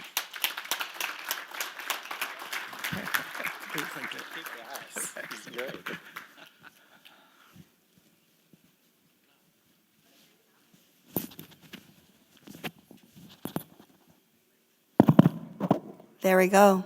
That was a great announcement. Very exciting. The future of the Canadian currency. We're moving to bigger and better things. Next up, I'd like to introduce Kathy Barrera. Kathy, you do have the honor of being in the middle of everyone and lunch, but I'm sure you will do us justice. Kathy is a partner and founding economist of Prism Group, a firm that specializes in economic and governance design for blockchain projects. Her research on the economics of blockchain has been presented at Harvard, DARPA, and the Federal Reserve of Cleveland. Dr. Barrera is an advisor to blockchain projects at the World Economic Forum and a collaborator of the MIT Crypto Economics Lab. Dr. Barrera received her PhD in business economics from Harvard University, where she studied under Nobel laureate Oliver Hart. She is here to speak in depth about a topic you may have heard more on during yesterday's closing panel, blockchain governance, specifically identifying some of the challenges and opportunities we face in the future. I'd like to welcome Dr. Kathy Barrera to the stage. Thank you. Okay. Set my water. My mic on? Everyone can hear me? Wonderful. Ooh, this is a fancy, okay. Great. I will try to get you out of here quickly in time for lunch. Let's get started. Am I pressing the right button? Now I am. Okay. In May of 2016, Christoph Jensch, a German theoretical physicist and blockchain entrepreneur, launched an organization that was set to change the world. The idea was inspiring. It was called the DAO, the Decentralized Autonomous Organization. The dream was to enable ordinary people, the kind who would lack the normal wealth or clout that was usually required to be able to invest in startups, to come together and pool their money to fund new blockchain-related ventures. And they would be able to get from that, in exchange for their funding, a share of the profits that those new ventures produced. Now, this idea was already pretty progressive. It built on the trend of crowdsourcing, but crowdsourcing, you usually get an actual item or a good in exchange for the funding that you provide. And so this was really focused on those profits, which were usually inaccessible to these kinds of ordinary investors. But the DAO actually went a lot further than this progressive idea. The idea, the aspect of the DAO that Christoph and his team believed was truly revolutionary was that it would enable these small investors from around the world to take direct control of this investment fund. And it would do so using blockchain, and specifically using smart contracts. The goal of the DAO was to blaze a new path in business organization for the betterment of its members, operating solely with the steadfast iron fist of immutable code. Christoph argued that the DAO offered autonomous governance. What did he mean by that? He meant that we could remove central management. We could get around personal objectives and perhaps misalignment, mismanagement, or the potential for fraud by allowing the investors to directly control this fund and by coding everything up so that their choices were enforced using smart contracts. So no more hidden agendas, no more conflict of interest. This sounds really great. But Christoph badly misunderstood what governance is. And in fact, the DAO, its governance was really weak. And today we're going to understand why. So there's going to be two parts of this talk. In the first part, we're going to talk about what exactly is governance. And in the second part, we're going to look at one aspect of governance design. So as I was introduced, I'm Dr. Kathy Barrera. I'm an economist. And at my firm, Prism Group, we help blockchain startups structure their economic mechanisms, which includes governance, in order to achieve the vision of the founding team. This is our framework for economic design. It covers everything from incentive design, market design, token monetary policy, to governance. We're not going to be able to go through all of these things today because lunch is waiting. But today we're really going to focus on the roof of the house, talking about governance. And we want to think about how economics can help us to design these systems better. Blockchain is exciting because you're essentially designing economic systems in code. It may allow us to achieve all kinds of value-generating behavior that we have not been able to achieve with traditional markets and firms. But in order to accomplish that, we really need to utilize the tools of economics to help us understand how these systems need to be designed. So, what is governance? As I mentioned, Christoph didn't really understand what governance is when he said that the DAO offered autonomous governance. So what did the DAO have? I'd argue that it had a set of really robust operational rules. But what's the difference between operational rules and governance? Operational rules are the set of procedures that help us determine how an organization or platform is supposed to function day to day. So the DAO had things like rules for determining when a new venture would be eligible for a vote by the investors, or voting rules regarding how many votes you would need in order to be approved and to get funded. And as I said earlier, these functions of the DAO platform were all coded up. They were really robust and really well thought out. If they hadn't been, then you wouldn't have been able to write them in that code.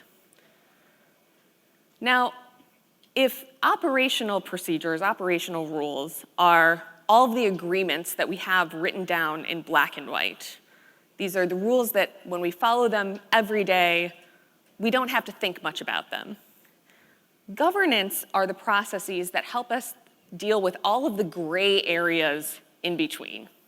They help us address issues of uncertainty, things that are unanticipated or unintended consequences of the platform. So how do I know that the DAO didn't have as robust governance as it should have? Well, if you're familiar with the story, then you probably know about what happened to the DAO. On June 17th, 2016, just a few short weeks after the sale of DAO tokens closed, the DAO was attacked. It wasn't really a hack because the attacker didn't break anything. The person or persons responsible actually used one of the smart contracts exactly as it was written. But because of a flaw in the code, they were able to repeatedly make withdrawals of Ether that was sitting in the DAO account. And the code didn't check what the balance was in between each of these withdrawals. So this person was able to overdraw what they had deposited. And in the end, they were able to siphon off $55 million worth of Ether during this attack. That represented about 30% of the funds that had been put into the DAO, which had been contributed by 11,000 investors. So that summer morning, around the world, small investors who had put their money into this amazing new organization were left wondering, what happens now? Because there was nothing in the DAO's code that said what should happen next. No decision-making procedures for dealing with an emergency like this. An unexpected event happened, and we just had no idea what to do. So everyone in this room has dealt with some time when a plan or an agreement went sideways. And I know that because today, all of us in this room experienced a plan or an agreement that went sideways. We had a schedule for this conference, and we thought, we'll all show up, we'll come in the door, the first speaker will start at a particular time, and we'll proceed throughout the day. But we didn't anticipate that the doors might be locked and people might not be able to get in. And so we had to change course. We had to figure out, what is the new plan gonna be? How can we adapt to this changing situation? So this sounds like, this is a pretty universally experienced problem. Not just at conferences, it happens in transactions, it happens in agreements between friends, all the time. Actually, there is a concept in economics, and particularly in contract theory, to address this specific kind of issue. It's called contractual incompleteness. And it's been studied extensively, and the consequences of it have been studied extensively. But there are 3 reasons why contracts are incomplete. The first reason is we're just unable to think of everything that could possibly happen and to write out a contingency plan for all of those potential scenarios. 2, sometimes even when we can think of what might happen, we might have a hard time afterwards measuring or determining whether what did happen matches with what we agreed to.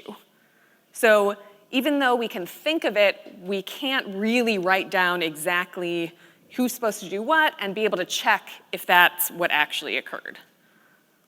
And 3, even if we can get 1 and 2, sometimes after the fact, we might decide not to enforce the agreement that we had in place.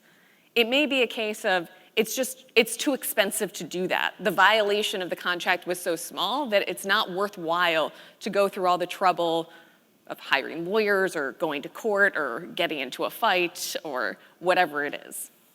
So for these 3 reasons, contracts are always going to be incomplete. And if you have a short-term contract, that may be okay. There's some risk that something will go wrong, but it's short-term, probably things are gonna go right and we'll deal with it. But when it comes to governance, when you have a really long-lived organization, you need to think really carefully about contractual incompleteness. Because when we go on for 20, 30, 50 years, contractual incompleteness is probably going to come up at some point in time. So there are 3 lessons we need to learn from contractual incompleteness when it comes to designing governance. 1, contracts are just inherently incomplete and there is nothing that we can do about it. So for the 3 reasons I already mentioned, at some point in time, we're going to have to change course. We're gonna have to decide that the old plan that we were using isn't gonna work anymore, or we don't want to use it, and we're going to need to figure out how to come to a new agreement. 2, what process we choose to figure out how to come to a new agreement is going to have an impact on whether people decide to join or participate in this agreement in the first place.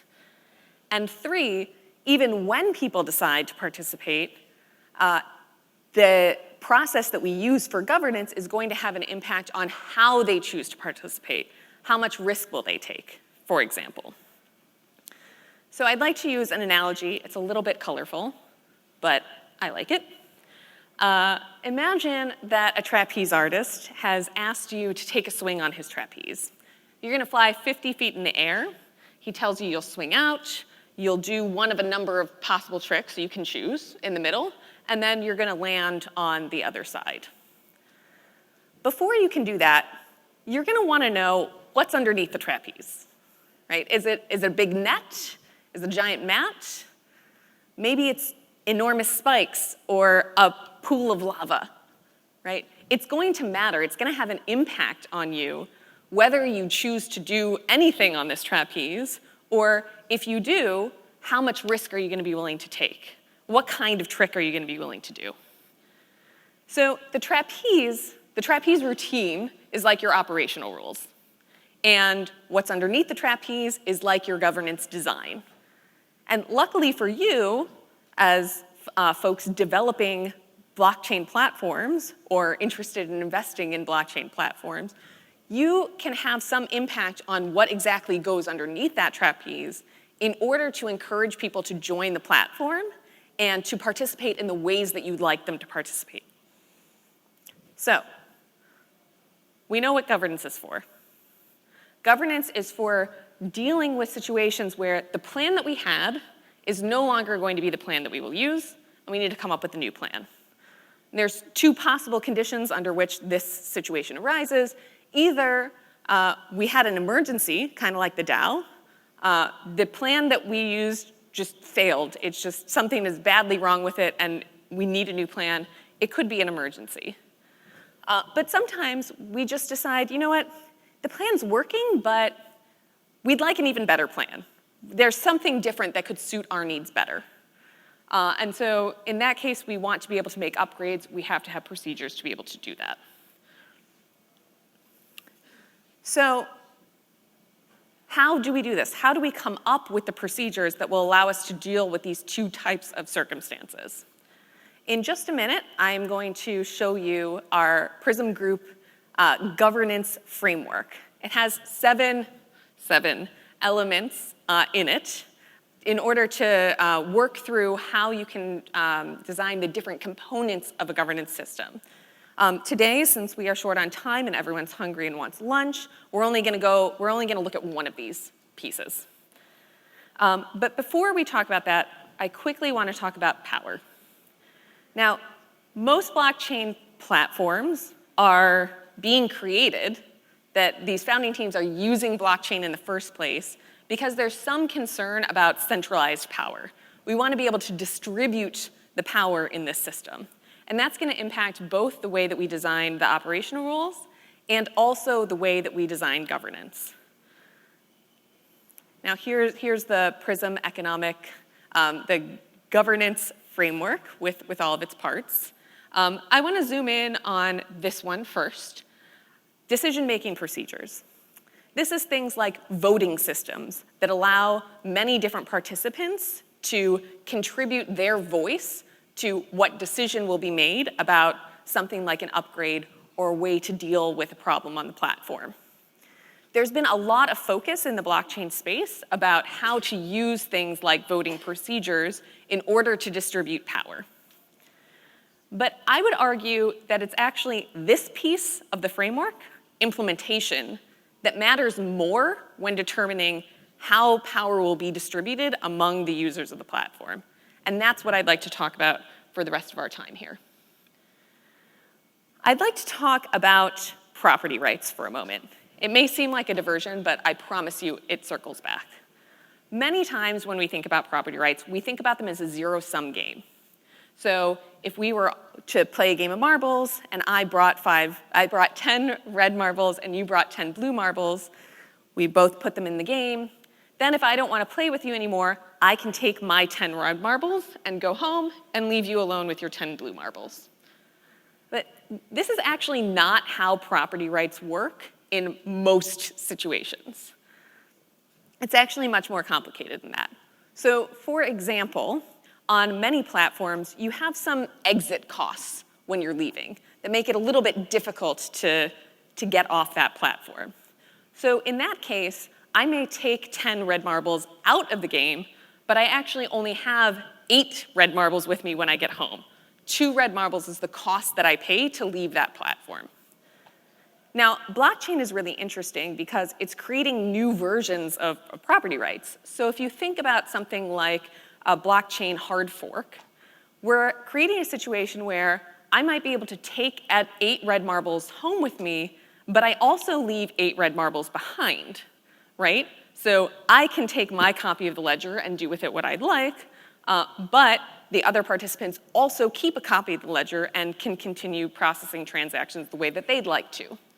So here's the point, that there's a difference between what I take out of the game, what I have a right to take out, and what I leave behind. And this is not always a zero-sum game. Now, why is this important for power? We need to think about both what is each participant contributing to the platform, how important are they, and also what are they able to take with them if they decide to leave. These two components together are required in order to understand who on the platform has power. And that's because it's very easy to see that someone who's a large contributor to a platform might be important to the other participants, but it's only what they get to take home with them that tells us what is the risk that they might leave. So how much do we have to bribe them in order to get them to stay? So we need to understand both of these pieces of information in order to understand who on this platform has power. And this is related to the implementation phase of any governance system because as these systems are distributed and as each participant has a choice about whether and how to contribute, we need to get them to decide to go along with whatever decision came out of our voting process. There's one more piece that I would like to highlight here. We often think about the things that are easy to measure in terms of property rights. For example, contributors and investors in the DAO contributed money in order to fund these startups. But they might have also contributed intangible resources that could be very important to the success of the organization. For example, members of that DAO community might have brought potential investments to the table. They might have known entrepreneurs in their network who needed funding. And those contributions could be just as important or even more important than the financial aspect of what these users brought to the table. So when we're designing the voting system, it's going to interact with these property rights, right? The way that the DAO was designed allowed any contributor to pull out their funds at any time. And the thinking was this made everyone a little bit more free. It made the system a little bit more egalitarian. But that's not really how it works. So when you make it easier for everyone to leave, you do that for both the least powerful people and also for the most powerful people. But the really powerful people don't care all that much if the small guys leave. Whereas the small guys are going to really, really rely on those big players' contributions. And so when we make it easier for everyone to leave, you create a situation where you can concentrate power instead of distributing it, right? So whereas before, if we had lock-in, we wouldn't have to worry as much about those big players taking their resources with them. When we reduce lock-in, now instead we need to bribe them in order to get them to stay. And this can have 3 potential negative impacts on the way that your voting process works. So One is you have the potential where policy wins the vote, but some powerful entities decide that they don't like that policy and they'd rather leave. And then the weaker participants decide to capitulate because they don't want those big contributors to go away. Another potential problem is that in anticipation of these powerful players potentially leaving, the outcome of the vote doesn't really reflect the preferences of the community. So we've given people voice, we've given people vote, but they don't use it. And finally, a big potential problem is that you're not able to actually keep the community together. So you have the vote, people decide to implement the vote, and some important contributors actually decide to leave.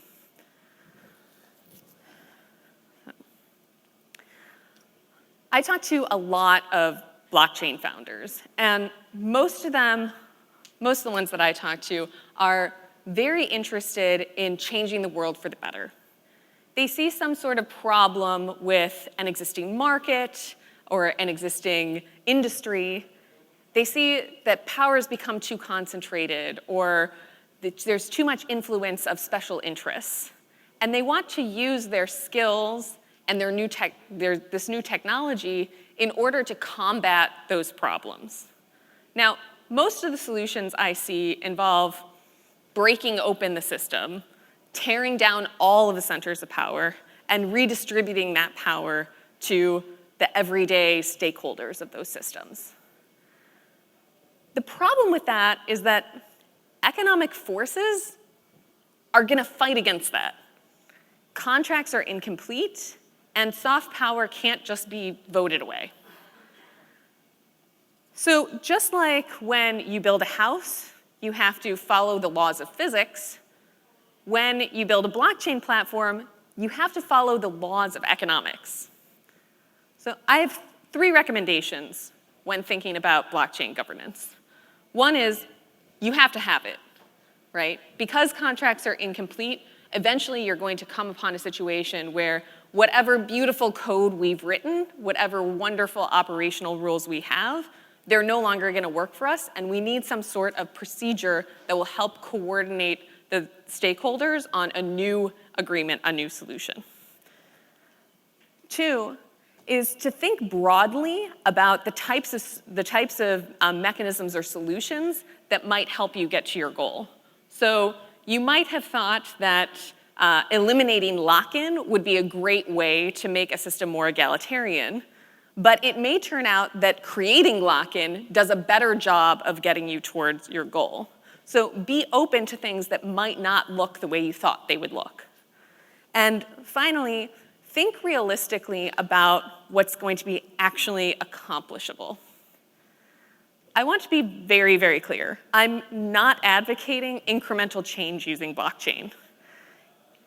In my field of economics, contract theory, we have this dual concept that's used in literally every academic paper. It's called first best, second best. The first best means it's the world we would like to achieve, the most efficient, wonderful outcome we would like to see happen if we didn't have incomplete contracts or moral hazard or asymmetric information. The second best is what we can actually accomplish, given that the world does have all of those complexities. So first, dream big. Imagine your revolution. Imagine what you could do with blockchain technology. But then get down to brass tacks. Figure out how close you can get to your goal and what tools you need to get there. Thank you.